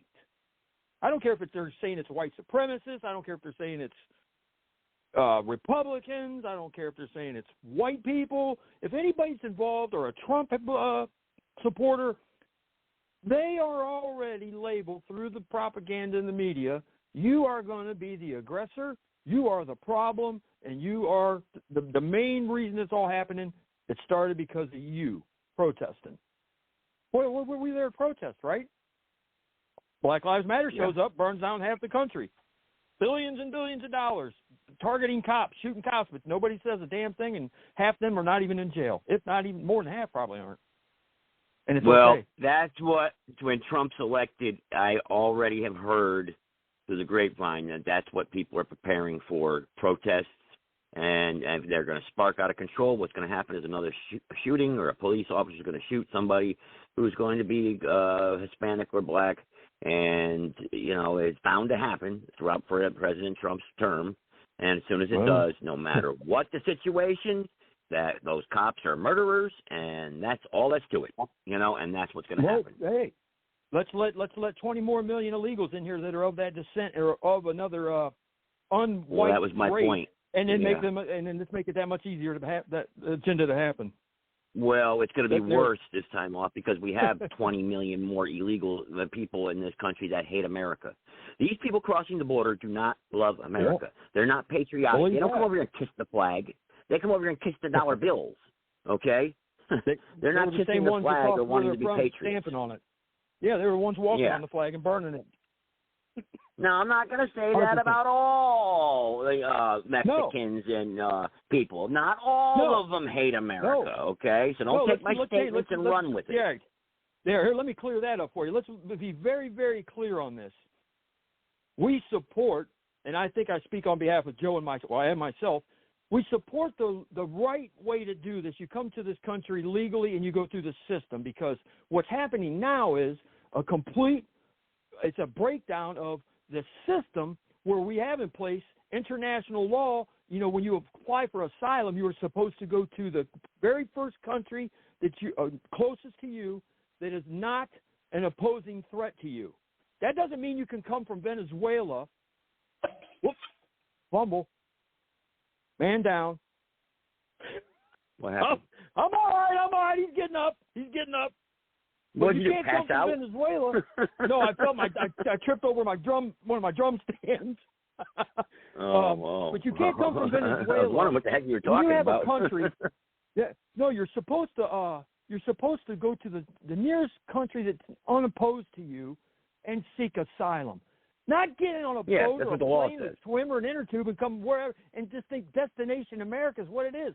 And that is what Joe Biden has blatantly broadcast. And if you watch some of the interviews on alternative media of these migrants and invaders, no, some of them aren't bad. Some of them want just to come and work and do that. But that's some. That let's just call it 50-50, and I'm being more. It should be all of them. It should be all of them. That's right. All of them. When you go to another country and you're trying to be a citizen of that country, you embrace that country's heritage. You embrace that country's history, and you become and you assimilate into that society. That's right. You know, and you know, you don't talk down to it. They will not assimilate. You don't trash talk it. You don't trash talk and commit crime. First of all, you're coming over here illegally anyway. You're breaking the darn law right off the bat. You know, so I mean, word. Your first name that you give them, illegal. And it's illegal. That means they are not permitted to be here. Everybody just walks over that, forgets that was even said. But here, let's go this. Take that narrative right there, and let's spin the wheel. What's absurd to me is the fact that they're getting free credit cards, free travel guidance, free travel passes. They're getting transportation to anywhere they want in the country. They're being set up in hotels. They're kicking veterans out of hotels. The programs are being eliminated across the board in other places around the country to help these illegal immigrants out. This is a wrong precedent to set. This is what fuels the video that I just played. That's what fuels stuff like that. and it fuels anger and resentment, and people take their feelings and they portray them in the wrong way towards those people because of them taking advantage of that. Which look, if the government's going to give it to them, I mean, you got to be an idiot not to take it.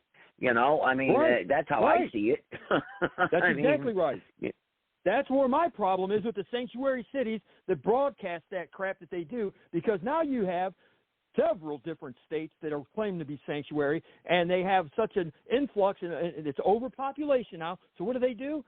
In the beginning of October during high school football season, it starts with they actually stop the football program in several different school districts and set up tent cities for the migrants. So you've canceled now the children of tax-paying citizens of the United States of America. You stop their children from being able to play in sports in their own schools because where's that you want to be sanctioned. That happened in Chicago and in New York both. Then the population continues to grow as more come across. Now it's getting cold out. They're not familiar with northern cold climate. They don't believe in climate change. Trust me, that ain't a crisis. They want it to get warm coming up here. That's a fact. Now, take them off the football field. Cancel school. That's right. Cancel school for your child. So the working parents have to stay home or figure out who's going to babysit the kids or stay home with them during the day, because the migrants have now been moved from the football field into the school, where the school is made a sanctuary for these illegals. I am not kidding you. Look it up. Google it, people. And the worst part is I just listened to I won't even say what city, because I'm going to let people find out for themselves. The police department actually accepted the people that are coming across illegally, that are posting up as homeless in their own city. I might as well say it. San Francisco, California, just a place, a third world country in its own mind, because if you're out there, you're a fool. They are letting these people in the police department sleep overnight. They post a note up on the door in Spanish. They have to be out of there by 7 in the morning through the business day for the public not to see, and then can come back in the evening. I swear to God to you, on my mother's grave, that is a fact, and that is where we're at. Come on in. That's disgusting. We'll displace our own children for you, because what have you done for us lately? American Statesman, are you out there? You want to, again, like I said, you missed your show. Hang on. You missed your show last night. American Statesman, I know your show got canceled because of Blog Talk Radio. If you want to, Matt, I don't know, like I said, if you had something you want to bring up to your listeners or my listeners, a message that you had that last night, like I said, anybody for that matter, if they missed their podcast show, please, you can call in and I'll give you the floor for whatever amount of time you want. Everybody on Blog Talk shut down? Hang on. I'll give you the floor for any amount of time you want. Let's see. I think who missed their show last night? Let me see. Monday. I forget. I know Sally missed her show. So. But let's see. I forget who else missed their show. Anyway. 657-383-0616. Press 1, and I will get you on and get you on the podcast here live. And anybody else, for that matter, anybody else that wants to chip into the conversation here tonight, you can. The phone is open. It's open phones on Tuesday night. It's open phones, so anybody's welcome to chip in. I don't understand. My call-ins have dropped tremendously since. That's what I want to ask you about. When you say this Blog Talk went down last night, now I know yours. When I try to click on it, I specifically go to like the ones let's say the ones I follow. Are the other ones up and running by chance? Does anybody know? I don't know. I don't know. I don't know. I know mine works. That's all I can tell you. I mean, I don't know. The like I said, my listenership has over the last 2 months has actually dropped because of all these technical problems Blog Talk has had. I mean, my calls have dropped. That's their scapegoat, Joe.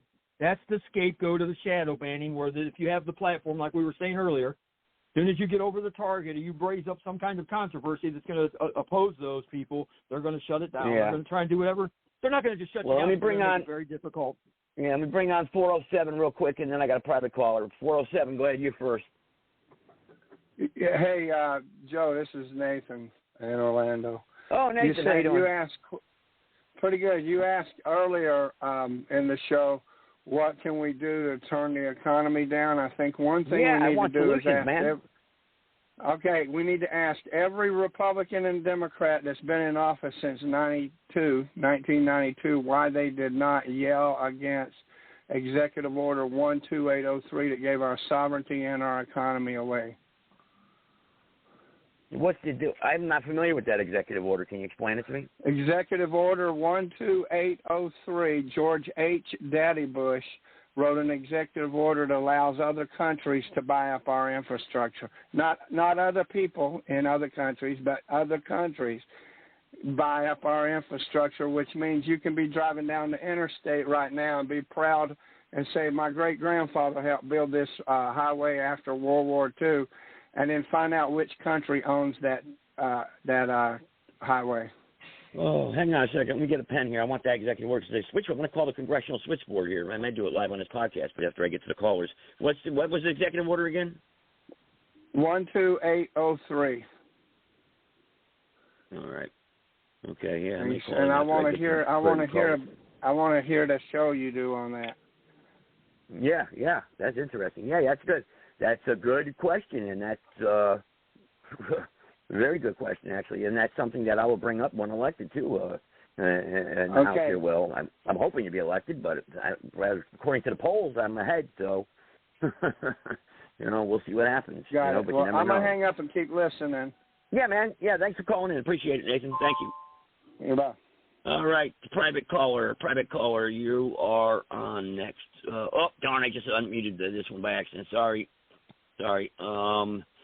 The call board, you jumped on me. Private caller. Come on, man. The heck is this? There we go. Private caller, go ahead. You're on. Boy, we're going to have an attitude adjustment for you guys, man, because, Mike is up there using words like illegal. Don't you know anything is illegal? Diversity, equity, and inclusion. Besides, Gerald Nadler told all of us. This ain't Mike, well, look, this is Cave. Look, Gerald Nadler said that we need these illegal aliens to do our domestic chores and pick our crops. Okay? Yeah. So you got to get ready with that. But on a serious note, look, we talk about these rhinos all the time, and we should. They always let us down. We can count on it. Not all of them, but there's going to be enough of them to prevent any meaningful reform from being done. But we got to give them credit for shooting down this border bill, which was worse than the status quo. It would have been worse to pass that damn border bill with that Ukrainian aid in it than it would have been to let the present state of affairs continue. So we got to give credit for that, for shooting. Huh? They tried to dupe us on that one. They tried to trick us, saying it was good, Well, they did, but it was shot down. Now, I like I said, it's not right to trust them. We should not trust them because they'll probably try to come up with a bill that is not quite so egregious. And we got to be on the lookout for that. They got the foreign spending passed. They said it was the border bill, and then they went ahead and pushed the damn spending. Well, they did it as a separate bill, though. They did it as a separate bill. So it was meant it wasn't like snuck away in the border bill. No, so, I know. It's still bad. I'm still bad, but think if they'd have got the foreign aid and that bogus border bill passed. What if they got both of them? No, Lord. I mean that. Like I said, that border bill was worse than the present state of affairs if it had passed. Right. It would have qualified 2 million illegal aliens a year. It would have required in the bill a minimum of 1,400 illegal aliens to be processed every day at a port of entry. Well, if we didn't get the minimum, what would they do? Go out looking for people? The law requires it. I don't know what to tell you. It's in the bill. I don't know how they would have done it. See, right now, the state of affairs is so bad. It's so bad that it prompted the governor of the state of Texas to do what he's doing. And look at what's happening now. They are now reporting illegal alien encounters at Eagle Pass and at wherever they got the razor wire up in the double digits. Just less than 100 a day now. They're going to find other ways to get in the country. The California border, New Mexico, or Arizona. They're not getting through in Texas. Texas is shutting it down. So it's got to get. Right. I think it's probably got to get worse before it gets better. The problem is, and you know what? The sheriffs have got to come forward from every state and do what is right and say, stop it. Stop. They waited 3 years for this one. It took 3 years for Abbott to get off his hands. And I'm sorry, but the sheriffs in this, the constitutional sheriffs, if they were what they swore an oath to, should have been down there day 2 and said, no, not here. Not this time. No, we're not doing it. America would have backed them. Well, guaranteed. Well, I'll tell you, saying better late than never, well, I don't know if that's really true in this case because it never should have got to this point. But at least something is starting to move. And, you know, and if Sally wants to call in, because I think we need an antidote from all of this hate Americans and leaders who hate this country and will not put everything on the line for it. Because her show yesterday was going to be about the greatest American of all time, George Washington. The only president ever to be elected with a unanimous electoral vote. I'll give it to MBS. I don't care. He was the Cincinnatus of the United States. He gave up power to give an example to this country. He put his life on the line for it. He was the single most indispensable man to the revolution. There would not be a United States were it not for George Washington. Amen to that. Well, that goes to show you that calendar. And I hate to think that. And her show yesterday was going to be about George Washington. I wish she'd been able to do it. Why don't you go fall down a rabbit hole someplace, Ashley, you jerk? All right. Anyway, look, we know what people. You guys have that platform. And you put a calendar out on who's going to be speaking or who's going to be talking, and if it's going to be any type of controversial thing to deter what they're doing, they're going to shut it down. They're going to try to pull the plug on it some way or another. You see it, shadow banning at its best.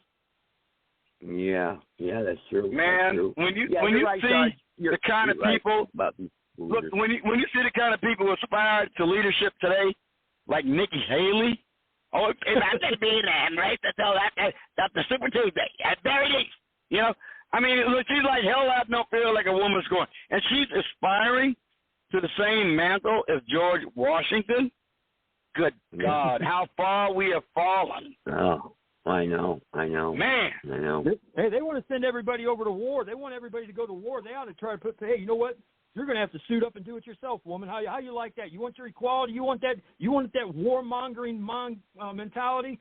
Put your helmet and get your vest on, bitch, because you're going to war. Bet your tune changes. Yeah. Man, what's the latest, real quick? Hang on. Man, what's the latest, real quick, on Ukraine? I know you've been following that. What's the latest on Ukraine? Yeah, Avdiivka has fallen. Avdiivka has fallen. It is the most heavily fortified city in Ukraine. It's been fought over since 2014. It is a key center for the production of coke, and I don't mean cocaine. I mean the fuel derived from coal that is there, coke. And it has the strategic roadway leading right up to the Dnieper River, and some of the best units in the Ukrainian army have been shattered and have retreated out of Avdiivka, and the Russian flag is now flying over Avdiivka. This is every bit as big a setback as Bakhmut and Mariupol combined. And they said, now the official reason they are giving as why they were defeated is because they're running low on ammo. And that's a signal, of course. The United States had $1 billion more, they can get 155 and 180 millimeter artillery ammunition. Well, guess what? If they hadn't wasted so much of their money on corrupt activities and lining the pockets of the Ukrainian oligarchs, maybe they could have bought a few more rounds of ammunition.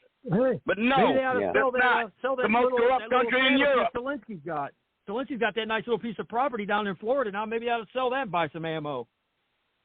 Yeah, you can get it. So, look, it's a rat hole they want to pour money down in. The Russians are going to they still haven't committed their strategic reserve yet. Do you realize this? The Ukrainians are hanging on by their thumbs. They're hanging on by their fingertips, and the Russians still haven't committed their reserves yet. They can have all the bullets they want, but they don't have the hands to put in the trigger to pull the fingers to do it because they're running out of bodies. They are. Yeah. I mean, it's a meat grinder. That's the way the Russians fight, man. If you let the Russians fight that way, they will grind you in a hamburger. And that's what they're doing. Yeah.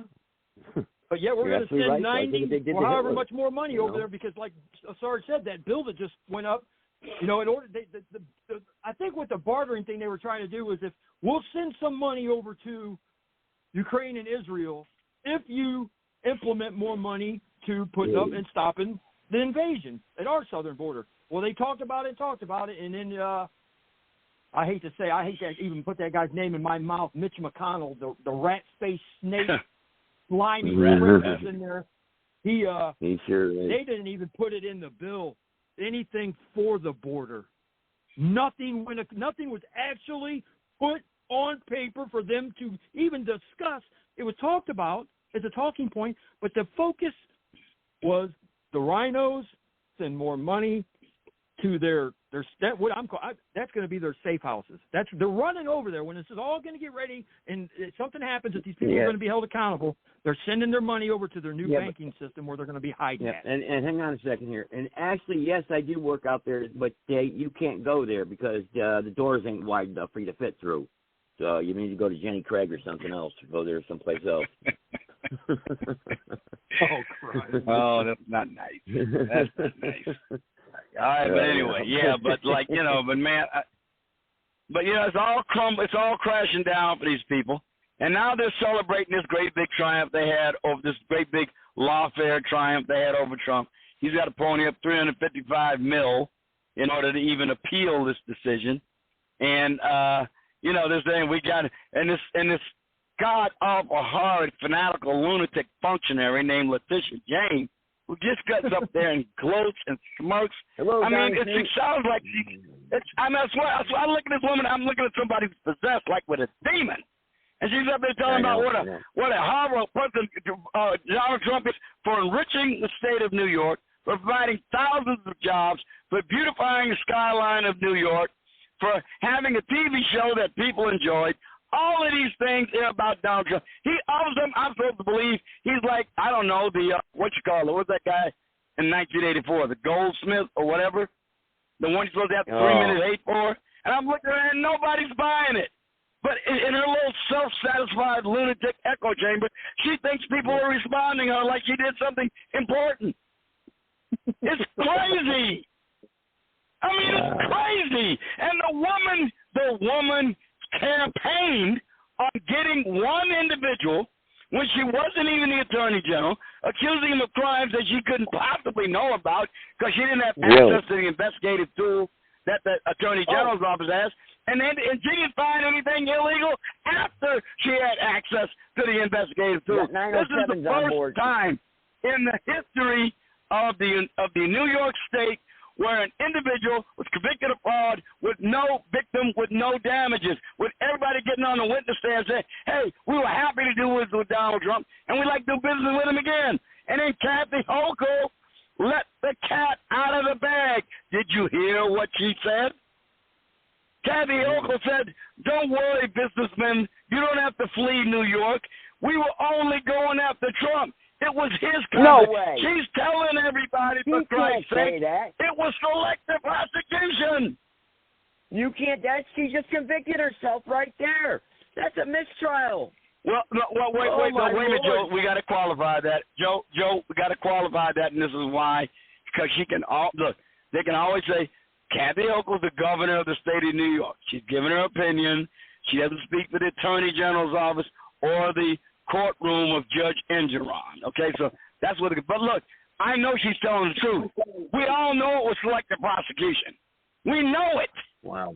They did do it to only go after Trump. Although now that they've set the precedent, they can use it against anybody. They're lying when they say they'll never use it against anyone else. All you got to do is run afoul of them, and they'll be happy to give you the Trump treatment. All right, time out, guys. What would really be a slap in the face to them all. You know, Donald has to come up with so much of that bail money, or to appeal. Put it on bond. Wouldn't it be just a slap in the face to him if the banks that they claimed he defrauded all lent him the money to pay for the bond? They're going to. The Jewish. Do you think they'd be willing to do that? His cabinet, everybody that's in his cabinet or his looks. You look at the funding that got him out of them bankruptcies. 100% are going to bail him out. Well, it's coming. Do you really think they'd be willing to go up against this creature and attorney with the power of the Attorney General's office to just get whoever she wants to get and nobody will rein her in? I don't know about that. They might be intimidated. I don't know. I don't think they have. Well, look how she's abusing her office, for God's sake. I can tell you. I mean, this has got to be one of the worst abuses of the Attorney General, the authority of the Attorney General's office in the history of New York State. I can tell you, if Donald Trump wins his appeal on this, at the appellate level, I would be very, very, very disappointed in him if he did not turn around and sue Letitia James, the judge, and the state of New York for defamation of character. They're immune. But the judge is. And by the way, let us not forget. Let's not forget that Letitia James questioned the legitimacy of the 2000 election when she said Donald Trump was an illegitimate president. Maybe we ought to indict her for that. What do you think? I'm all for it. So am I.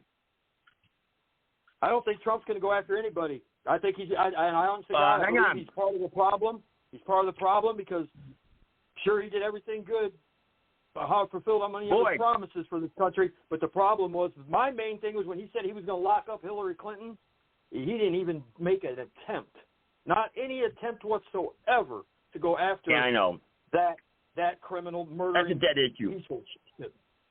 That's a dead issue, boy. It's not a dead issue because it is the issue because they're all together. That's why it don't happen. No, it's a dead issue right now.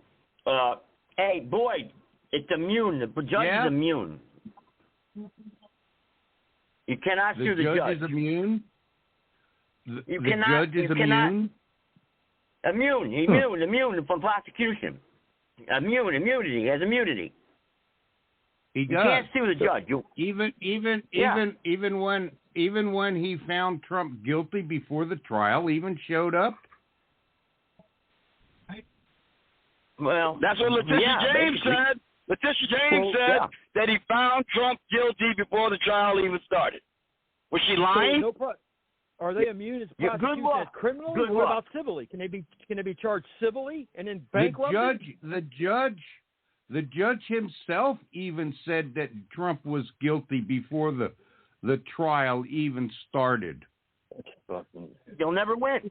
The case won't have no standing. You'll say no standing. You'll be lack of standing. Case dismissed right off the bat. Summary judgment. We'll just be talking about it 10 years from now because they still haven't done nothing about it. It'll be the same thing. They just draw it out because they think we're going to forget about it, just like we've forgotten about Hillary Clinton. Oh, wait a minute. How can a liable defendant not have standing to contest something constitutionally?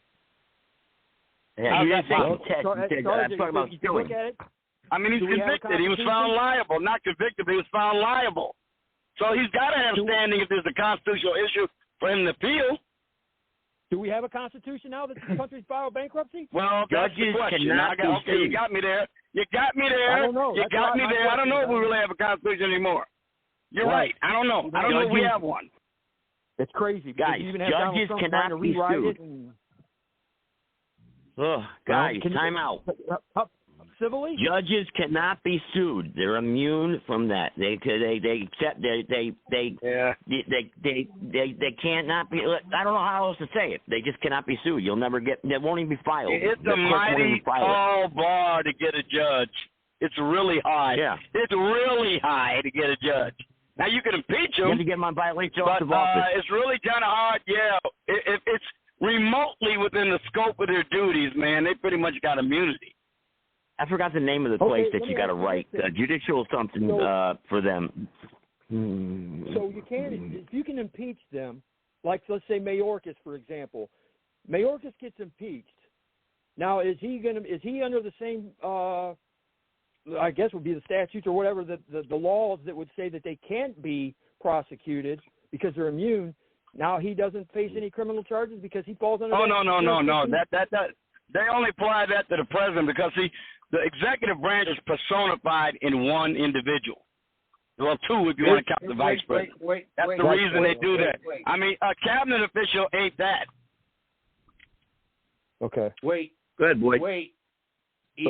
Even a president can be criminally charged and taken to court after an impeachment.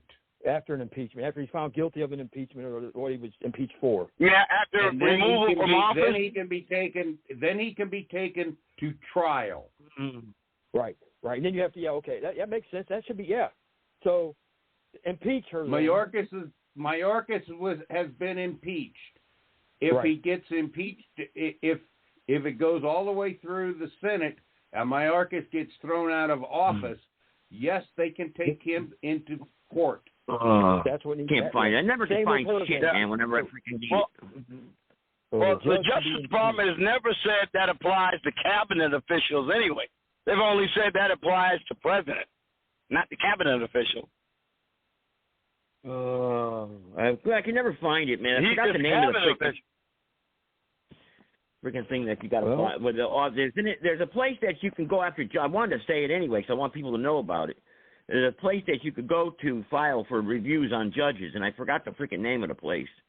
It's a special office and within your state, and I forgot. And not many people know about it. It's in the judge's bench book, but I can't freaking find it now, man. Son of a gun. But anyway, a state legislator can arrest a judge. I believe the state legislator can kick a judge right off the bench. I believe people can do that. I believe. No, the people don't. Ron Reck got a judge thrown in jail. Well, it's possible. I don't know. I doubt it, but. Oh, wait a minute. Judges go to jail now, Joe. Judges go to jail all the time now. It's not like they can't go to jail. Not from the bench, Sarge. Yeah, I've never heard something like that happen. Not for a ruling that's within the scope of their duties, even remotely so. No, they can't go for that. I mean, for blatantly criminal actions, yeah, they can go to jail like everybody else. I wish Ron Reck was here because I'd like to hear how he did it. I mean, I can't find the damn paper. It's just I can't stand that, man. When I can't find paperwork, man. Oh, that burns me up. Okay. Let's say, Joe. Let's say it is proven that a judge took a bribe to get at a bench. Say it was a bench trial, and you can prove that the judge took a bribe to let the defendant off. That judge, that is not within the scope of his duties, and he could be criminally charged for that official action he took that was in violation of the law, even though he did it from the bench. He violates the oath of his office first, and then he violated the law. He took a bribe. He's a public official taking a bribe to perform his duties. He has to first be found in violation of his oath of office and removed off the bench. Then he can be brought up on criminal charges. That's how it would have to work. He wears the costume. He wears that black costume. He can't be put on trial. Exactly. So I'm trying to. Well, the point is that there is a mechanism, though. Well, the point is, though, there is a mechanism to find him guilty of a crime when he does it ostensibly within the scope of his official duties, but he employs a crime to do it. Before we go into OT, sorry, like taking a bribe. Before we go into overtime, hang on, hold that thought. I'm gonna try this. Nathan gave me the phone number to call, so I'm gonna try it right now. Damn, where's that executive order? There it is. All right, hang on. I'm gonna try calling this real quick here. See what I got. I know they're not there, but I can leave a message.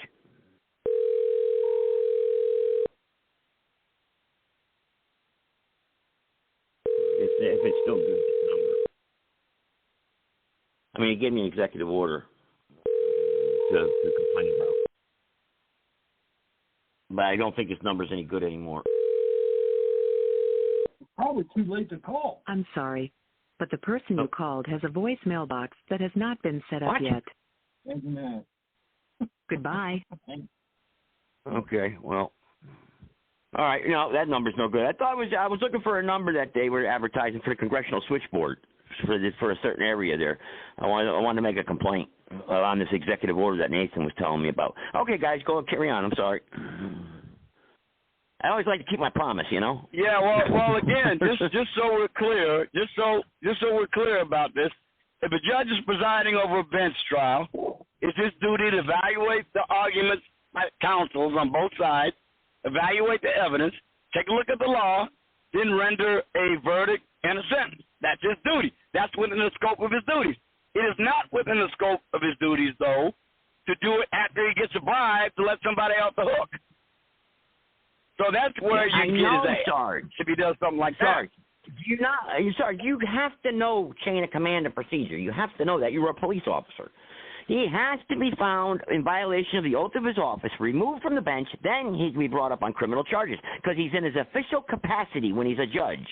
So he cannot be brought up on charges until he's removed. That's what I'm trying to tell you. Doesn't it sound correct to you, Sarge? Well, in Cook County, I know of several judges who were arrested right after they stepped down from the bench. I mean, they were arrested right after that at charge on secret grand jury indictments. They would have a trial that day. They stepped down from the bench, and they got an arrest warrant served on them. That's why, right there, you just said it, Sarge. They stepped down, so therefore they stepped away from that robe, and they ain't wearing that costume. Now they're in our jurisdiction as a civilian and can be charged. Secret. Well, I didn't mean they'd resign their office. They just left the bench for the day. The day's proceedings were closed, and they left the bench. They walked off, and when they went out in the corridor, there was some jurisdiction, somebody from the state attorney's office or somebody from somewhere in government, serving them with a warrant, telling them they're under arrest, and they got arraigned the next day before a judge. They hadn't resigned their office. This is enforcement of civil rights statutes. You got the general procedures, civil rights matters, then pre-investigation review and investigation, institution of civil proceedings authorization, then you got litigation and trial, and then you got intervention, appeals, corporation, and private litigation standards. Hang on, those don't apply there. It goes down the line here. This is what's that? Is that what that said to read? Is that what it said? Yeah, well, I'm trying to read fast here, so that's what I'm saying. I can't, look. And by the way, guys, after those judges got arrested, guess what happened to them? They got impeached and they got removed from office after the arrest. Did they then get statements of interest in district court? There is. I'm trying to read that. I'm trying to get to how you get a judge. That's what I'm trying to say. But anyway, get in here. Press 1. Press 1 on your keypad, guys. If anybody wants to get in on a conversation, you're unscreened. If you want to be unscreened, anonymous, you can. So just press 1. The way Sarge is saying, then that means that the prosecutor's office knew full aware of what the charges were going to be, and for them to act and issue that warrant, they would have had to have outstanding and overwhelming evidence that prosecuted them to not hinder that case, knowing going forward it's a 100, almost a check mark in the box, 100% that there can be found guilty of what they're thinking. I could see them being arrested like that. Now, if there's any doubt, would they do that then and put themselves going in overtime, guys? Anybody gets kicked out, and we're in overtime. So anybody who hangs up, you won't get back in. So I'd stay on the line. By the way, the charge, if I remember correctly, the charge is aggravated criminal sexual abuse, a Class X felony. They had audio and videotapes. That's why they got this guy. Yep. Wow. Yeah. They hammered him. I can't remember the judge's name. But it was aggravated criminal sexual abuse with a minor. Wow. Well, the habeas corpus is they had right him cold dead to rights. He took a plea bargain. That's how guilty he was. Think about it. He took a plea. habeas corpus is right here. I got the is pretty powerful for when you're restrained of your liberty. You know, so that's what you can use. That's still a tool. But some people were saying habeas corpus got suspended. When the hell does habeas corpus ever get suspended? They're full of crap. You know, anywhere in the country's history has habeas corpus ever been suspended? No. Not even during the Civil War. Right, Sarge? No. No, it was suspended. Lincoln did suspend habeas corpus during the riots in, I think it was Maryland or Delaware, one of the two. And really? many of the people arrested, they're right. That's one of the things that they accused Lincoln of being a dictator about. Yeah, it did happen there. Oh, okay.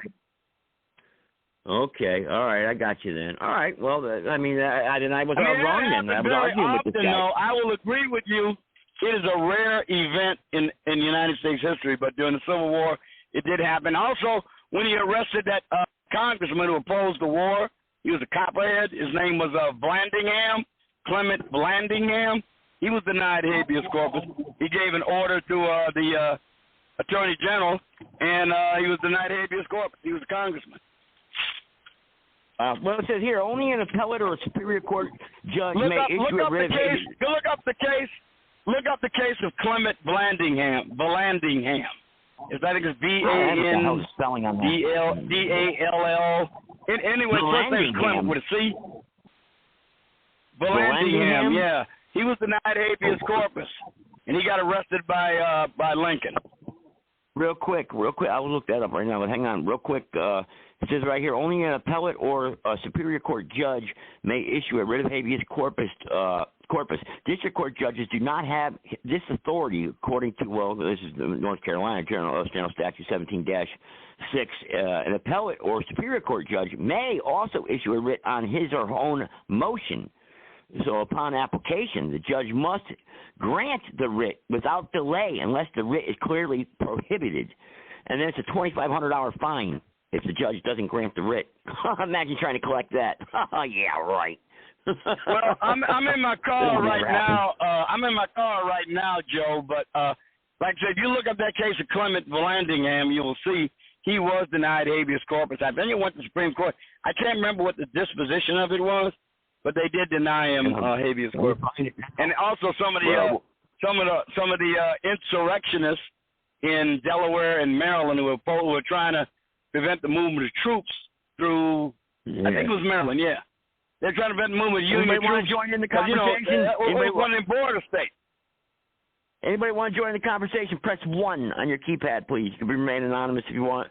So you've got to press 1 so I know that you have your hand up, and I'll connect you live to the panel here tonight, and you talk about whatever you want to talk about. If you got something you want to discuss or you got a question or comment, this is open phones on Tuesday night, so it's your show.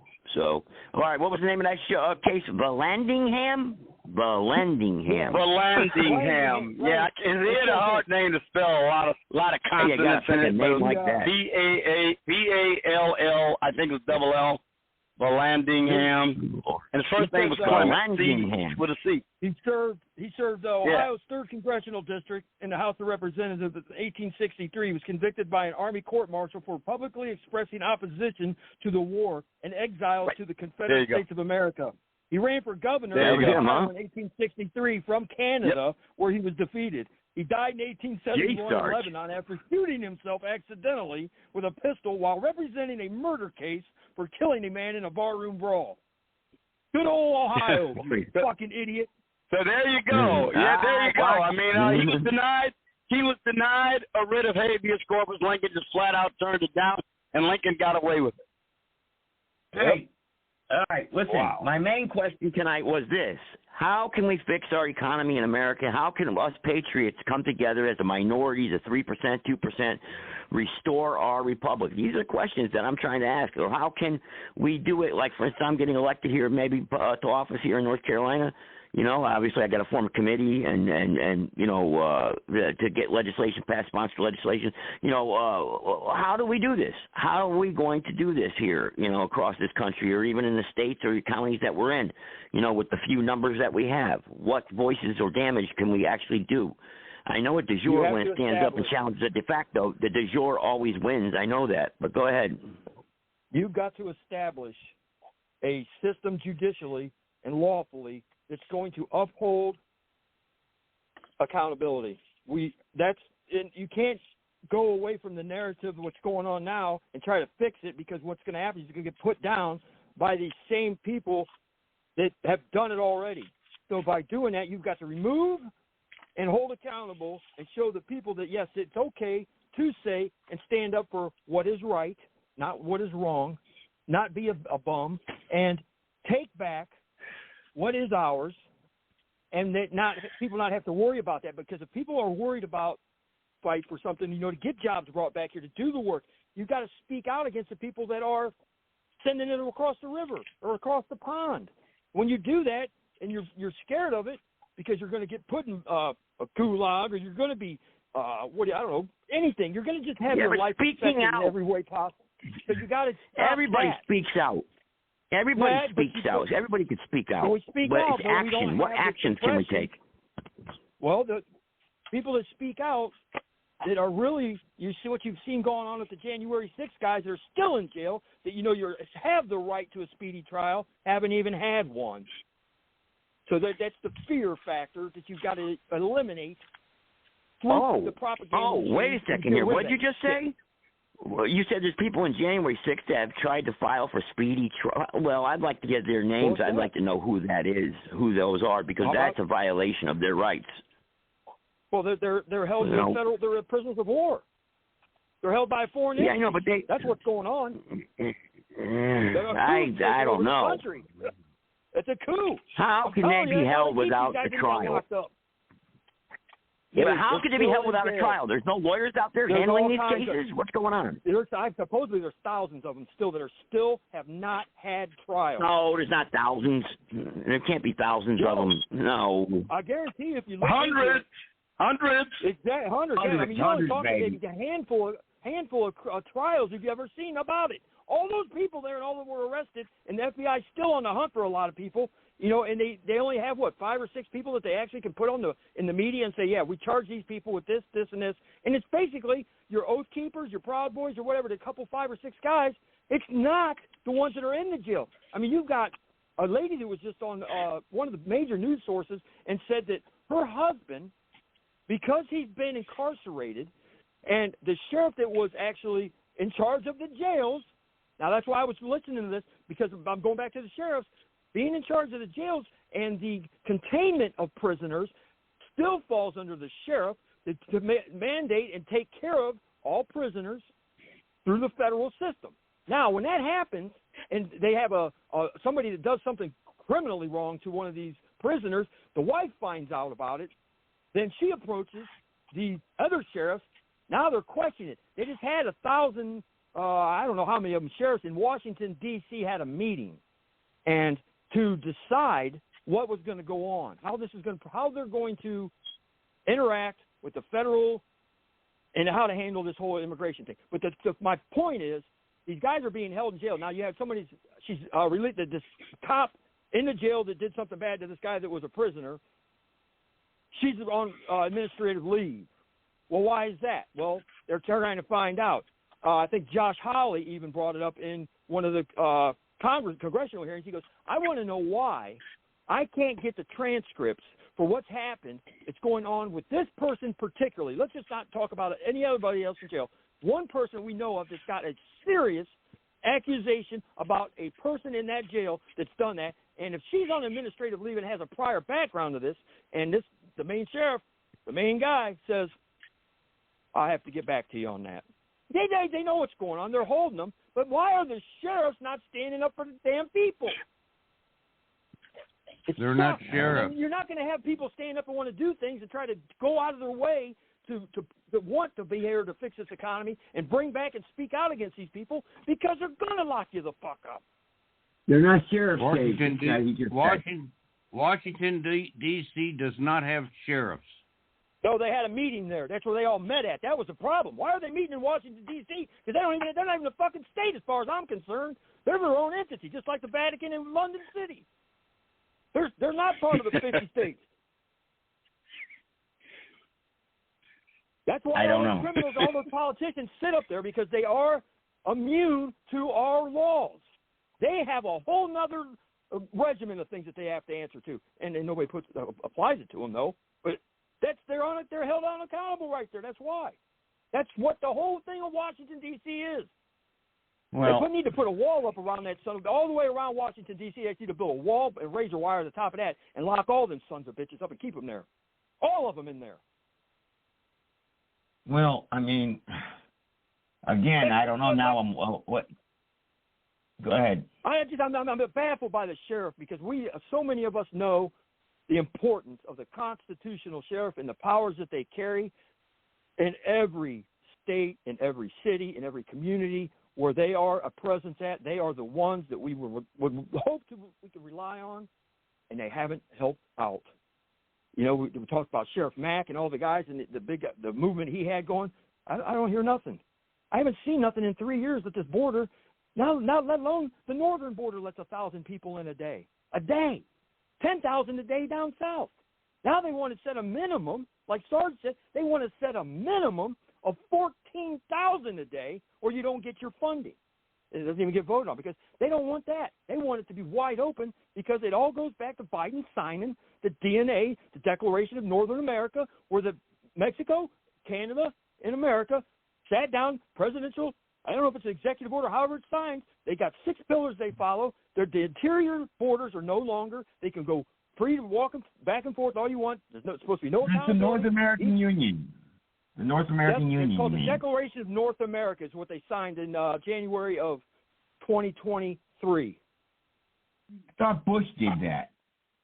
No, he did. See, that's what nobody even heard about it. If you Google that, DNA, Declaration of North America, happened, I think it was January 10th or January 18th of 2023. Biden went down to Mexico with Trudeau and Martinez, and the three of them, they came to, there was like a half a day or whatever they talked. They signed it, and they show you the 6 pillars, and it comes right up. That's the first thing. If you get the right page, it'll show you the .gov paperwork that goes through, and the 6 pillars. It shows you who's responsible for holding up the security, what the security entitles, what the 6 things that they're looking at. We can complain, Dave. We can pick out all the problems all night long. I want to hear solutions. You're not going to hear solutions. Don't start that shit again, Joe. You're not going to get solutions. I got to get solutions. You can't talk about it. Dave, I'm running for public office. I have to work on solutions. Well, then you need to, I told you, you want to call out, you want to put yourself in a position to win a political seat, ask the sheriff that you're running against, the very person you're running against, ask him where he stands. And I'm not talking about I stand with Texas. Everybody stands with Texas. I stand for the American people. Why are you letting these other people come across our border? Because you are in violation of your sworn oath as a sheriff, as a constitutional sheriff of America, to stop it. And they haven't done it. You could put that guy that you're running against the wall and tear his whole thing down, and because Americans like me or people I'm sure in your county are pissed off because those people that they're relying on, that sheriff isn't doing his job, and it's because he's getting a paycheck. He doesn't want to stir the pot. There isn't a sheriff out there I've seen step up and say, "Hey, we're going down there. We're going to deputize a bunch of." If they wanted to, they could deputize. People don't understand. Hey, wait. That. You know, wait. I got a question for Sarge. Hang on. Sarge, can a sheriff from another county deputize somewhere else? I don't know about that. But where they're from, where they're elected from, I would imagine. I'm sorry. Look, every single state has its own laws regarding that. And I'm kind of familiar with laws of Illinois. And a sheriff can only deputize himself, people within. But look, he can have volunteers from another county come into in this county. He can deputize anybody he wants once they're in this county. Yes. Yeah, okay. That makes sense. I mean, he can deputize anybody he wants. He's got the absolute authority to deputize anybody he wants who shows up in the county. And say, I'm at your service, sheriff. We got to live among county lines. Well, we got to live among county lines. Why doesn't the Texas sheriff say, okay, to all the other sheriffs, if they have I don't care where they have a meeting at, I don't care if they have a Zoom meeting, and he says, hey, you guys want to come down here and you want to bring 50 people with you, 50, 100 people, however many, you come down here, we'll do it on TV, we'll deputize you, we're going to show America that the sheriffs are saying, hey, we're going to stop this shit. We're going to stop it. because that's what we're sworn to. What's what we're sworn to do. We're not sworn to just babysit criminals in jail. We're sworn to do something, and they're not doing it. And it's disheartening. You know what? I wish you guys had seen some of those old movies where it was common. A lot of them old movies from the 50s and 60s, they would show the sheriff in the movies deputizing a posse of citizens from the town. They'd show up at the sheriff's office with their guns. He deputized them. It wasn't a big deal. But today, that's anathema. Why? Because they say you're supposed to leave that stuff to the professional, to the authority. I mean, they don't. You can't just deputize a bunch of yahoos, and that's got a bad name. It used to be common. You got to understand, deputizing citizens was once common for sheriffs to do. Sheriffs are afraid to do it nowadays, even though they got the authority to do it. That's because today's society thinks that the lawlessness is okay, and to deputize someone, to put someone in jail, you're a racist or an anti-Semite, or you are just plain evil because you want to make things better for people, and they think that because they're evil. Your sergeant's 100% right. And it wasn't a posse that went out and lynched somebody just for shits and giggles on a Friday night because that was a thing to do. They went after a criminal, just like Leo Frank. Look that name up. When this guy in Georgia, a pedophile, is convicted, and he goes to the ADL. The founding of the ADL is based on this gentleman, where he flees and goes to New York City. What does the Georgia sheriff do? Puts a posse together. They ride north, and they hang him because he ran, and he was being represented because he in turn blamed a black man for doing the rape and murder of this white girl and they knew it was wrong. And then the judge makes a little deal. We're going to let him go because he was tied with the ADL, and that whole operation that went on there. Leo Frank started that, and that posse went up there, and what they did, they found a criminal. It's no different than your U.S. Marshals. It's your violent fugitive task force that kick in doors everywhere. They're looking for criminals. They're not going. Yeah, out but they on can't Friday leave night. their jurisdiction, though. Well, Can they leave their jurisdiction? Hey, look, guys, to give an example of what I was just speaking of, if you ever get a chance to watch it, it's a pretty decent movie. It's worth watching. Came out in 1961. It's called The Ring of Fire. It stars David Jansen. The sheriff in that town, one of his deputies two of his deputies get kidnapped.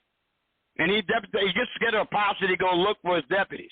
And they don't show the posse is a bunch of yahoos, don't know what they're doing. They show us being reasonably competent and instrumental in rescuing the deputies and the other person that got kidnapped. And that was once the way people looked at it. They looked at them as like they were silly and stupid. Yeah, they made a few jokes about it and all, but it was clear that this deputy, this posse that the sheriff convened was competent and understood what their duties were under the law. They don't do that anymore. Today when they show a posse, they show them as being a bunch of racist, redneck yahoos who just want to kill some black people or something. That's with every police department in this country. It seems like that's what they've turned to. They think that every policeman's a goddamn a murdering entity of the arm of the right wing Trump supporters. God help those guys. God help anybody that's. I mean, there's bad cops. Don't get me wrong. There's some real pieces of shit, and I've dealt with some of them. But there are ones that are actually wholeheartedly believe like I do or you guys do, and they think that, you know what, you need to lock up criminals. And a lot of people say you can't throw everybody in jail. Well, guess what? If you got a bunch of criminals, yes, you do. You stop building football stadiums and supporting teams that you got to have a stadium to make money or monetary value off the people because you want to provide more funding for the stadium instead of the jail because you got criminals. Well, yeah, but hang on. Let's not jump all over the place here. Hang on. Hey, we got hang on. Criminals. Yeah, let's educate the people. Let's educate the people so we don't have to build jails. Let's educate the people. You know? How many of you can educate 30 million invaders? Invaders. Joe,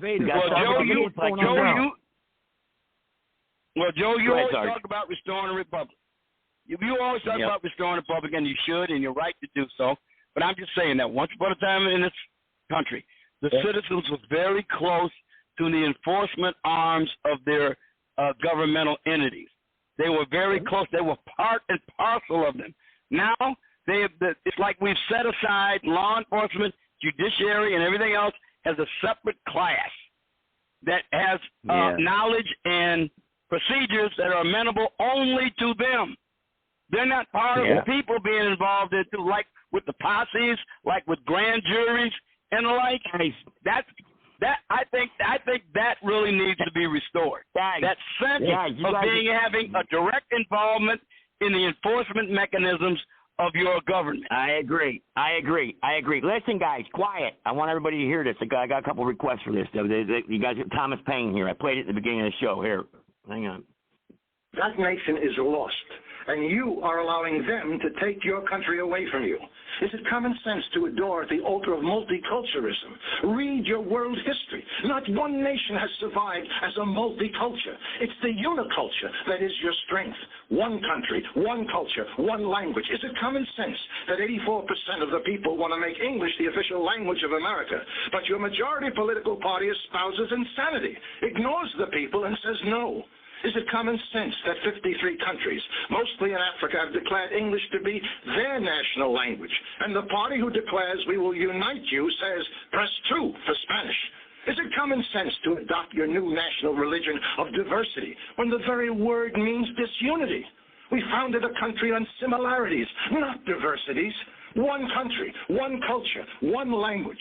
You cry out for unity, but is it common sense to continue to identify yourselves by your ethnicities and not your nationalism? White-America, Black-America, Chinese-America, Hispanic-American, gay and lesbian-American, the Black Caucus, the Hispanic Caucus, the Women's Caucus. You want unity? Change your language.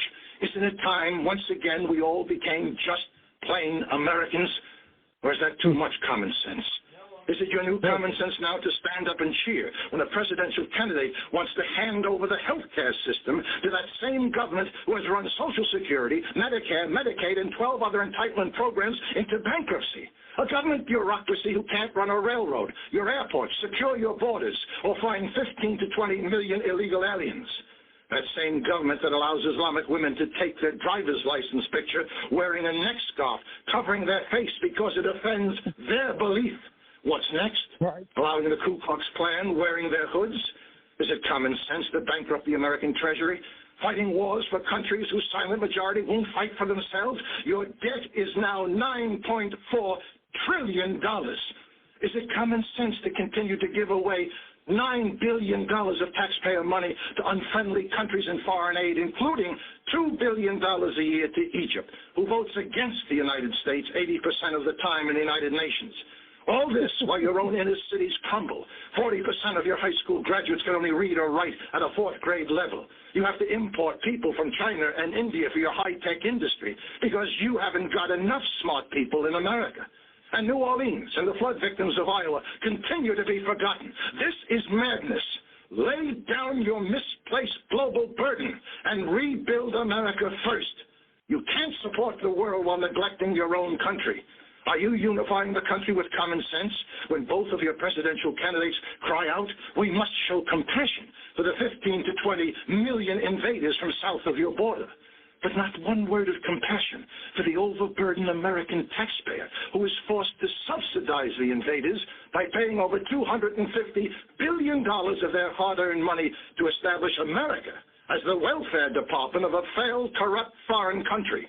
Are you unifying your country with common sense by sending out your utility bills and your Social Security checks in Spanish? Legal and illegal immigrants have no incentive to learn your unifying language because you make it easy for them not to assimilate. How many of you write in big letters across that bill, English only, please, and send it back? Stop bending over backwards to accommodate every other culture but your own. Is it common sense to allow your activist judges to ignore your history, your culture, your Declaration of Independence, and every other founding document to remove God from public life?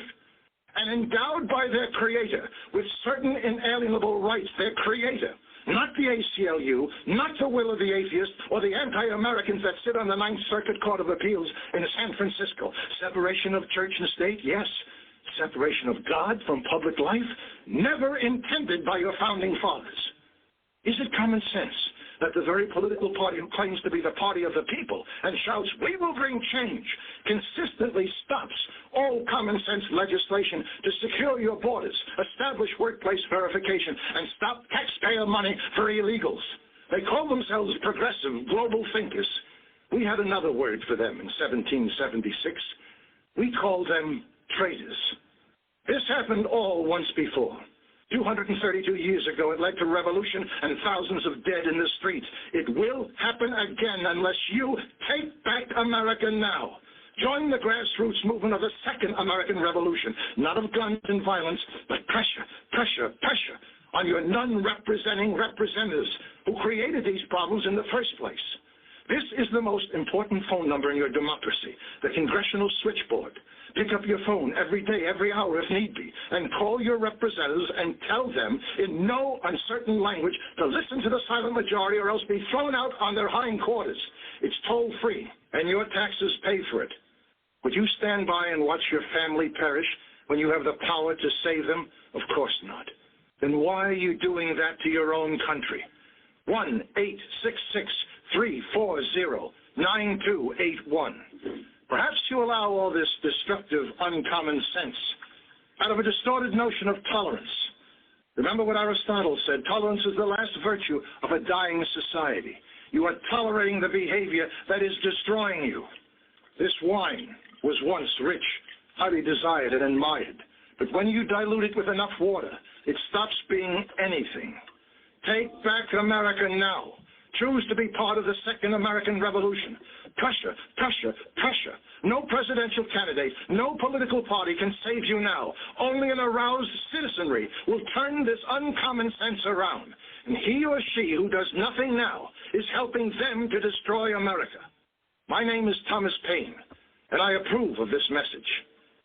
All right. Thomas you ought to Paine, play that son of a bitch for your political ad. That is the best thing I've ever heard. Period. Every human being here hears that in America and has the problem or discrepancy with that needs ejected. Period. Yeah. Well, that I don't think I can play 6 minutes. I can't believe that. You like that, Sarge? How long ago did he do that? No, I don't know. A while ago. Most definitely. Like I said, man. I knew you'd like it, Sarge. Right now, there's 1, 2, 3, 4. There's 6 states that have citizens' grand jury initiatives. They can do it with a petition, and you petition a grand jury, and they got various formulas for determining how it's to be initiated. But there are only 6 states that have it. Every state needs to have some form of citizen-initiated grand jury with the authority to indict. Every state needs to have that. That's now, right. Yeah, they need to make it.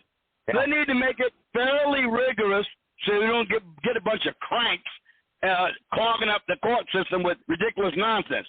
But a system my peanut butter, is half full, Yeah, but all you need is a system that fairly reflects the will of the people to have things that concern them investigated and or prosecuted. And I think every state needs to have a citizens' grand jury. Well, I'll propose it for North Carolina. I'll tell you what, when I get elected, that's a good idea because there has to be a citizenry oversight somehow, I mean, not appointed by governors, not appointed by anybody, something that's a volunteer, but it has to be a revolve, too. They can't stay there forever, like district attorneys and state attorneys is the way. It usually happens by some district attorney or state attorney initiates grand jury. Paid off. They need to have the citizens need to have that right too. Exactly, and like I said, exactly. Make it reasonably rigorous so you don't get a lot of crank complaints.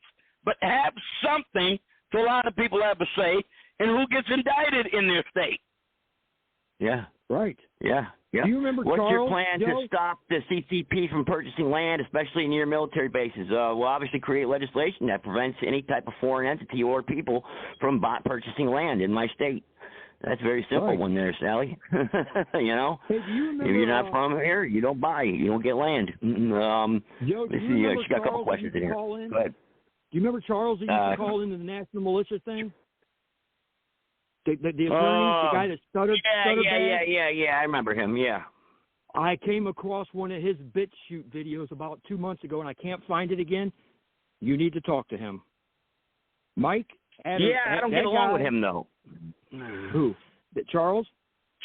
Yeah, don't you remember? I think if we're talking about the same guy, I don't think I get along with that guy. Remember? He was the homeless guy. Was it a homeless guy? I don't know. It must not. Yeah, he was a homeless guy. But here's the thing: he is. I don't know. I remember from back when we were talking about this. Everything Thomas Paine just said, Charles, I swear to God, it was like an epiphany just now where I thought I was listening to Charles again talk to us over the COVID during that time, because he, and just like Sarge said, he was one that was trying to form that group where you could actually, his main thing was you've got to get the people, you have to have the certain numbers, and you have certain people that do certain things, and once you follow that process, the ball starts rolling, because then you can go to the courthouse, and I mean, that's what he stressed, and that's huge. Well, that's the plan, but you got to have an Article 3 court also, too. You can't have a common law court. We don't have any common law court, you know? You always talk about. Anyway, guys, we're getting ready to wrap it up. So let's get the last word in here. Last word. Anybody wants to come queue in and get a last comment, and you can now. Do it now. Press 1. So I'll go down the line here. Tabe, you go first, and I'll let Sarge and then the Boyd there. Go ahead there, Tabe. You go first. Last words for tonight. America needs to wake up and understand that we're no longer America. Every day that passes, every minute that passes, the invasion that's taking place, because the political people that are in office in this coup that has taken over this country, it's not just an American coup. It's happened all over the world. If you look at every other country, they have fallen, Europe, Australia. I mean, it's an ongoing process by the same group of people. We're just the last stop because the Americans have guns. Now, when you have to address that situation and the people that are running this coup, I look to my sheriffs, I look to my military, and I've said it from day one. When you are not held accountable for the crimes that you commit at any level, it goes from the smallest misdemeanor to the highest court, the treason that you would commit. You have to be held accountable. In order for us to change and to move forward economically, politically, and morally as a human race in this country with what we believed in and what this country was founded on, these people have got to be held accountable, and it has to start there, because without accountability, you can't have laws with people that are just lawless. I yield. Boyd, you go for next, Boyd. I don't think I could say anything more than what Dave did. I mean, it's like, when the first politician does the perp walk, things would come around. Yep. Okay. All right. All right, Sarge. Here. All right. Thanks, Boyd. Sarge. Yeah, I think people are beginning to wake up to the fact that we've given up much of our liberty and our ability to self-govern to a professional class that has anything but our best interests at heart. The people of the United States are going to have to start reclaiming that right, because they had it and it was intended for them to have, and we better do it soon before they take away our ability to do it peacefully. And that's what I hope this election will lead to a beginning of the restoration of. Here. Amen to that. Amen to that. Well, anyway, so everybody's heard me talk enough tonight, but anyway, if you're from North Carolina, in my district or in the state of North Carolina, grassroots candidates, please research your candidates. And if they're not talking about restoring the Constitution and restoring the Republic, then just please, they're rhinos. Don't even waste your time on them. And anybody who's going to spend $1 million on a job that only pays $175,000 a year, common sense, ding, the light bulb's got to go on there, So just do your research, do your due diligence, and go with your conscience. And if you're searching for the truth, you're bound to find the truth. So. All I can say is God bless the Republic, and guys, I'll see you next Tuesday at 7 p.m. Eastern Standard Time. God bless everybody. Take care. Be safe.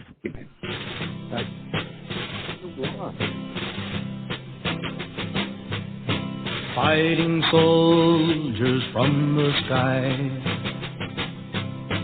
fearless men who jump and die, men who mean just what they say. The brave men of the Green Beret, silver wings upon their chest. These are men, America's best. 100 men will test today but only 3 when the Green Beret trained to live off nature's land, trained in combat hand to hand, men who fight by night and day, courage take from the Green Beret, silver wings upon their chest. These are men, America's best. 100 men will test today, but only 3 when the Green Beret. Back at home, a young wife waits. Her Green Beret has met his fate. He has died for those oppressed, leaving her this last request. Put silver wings on my son's chest. Make him one of America's best. He'll be a man they'll test one day. Have him win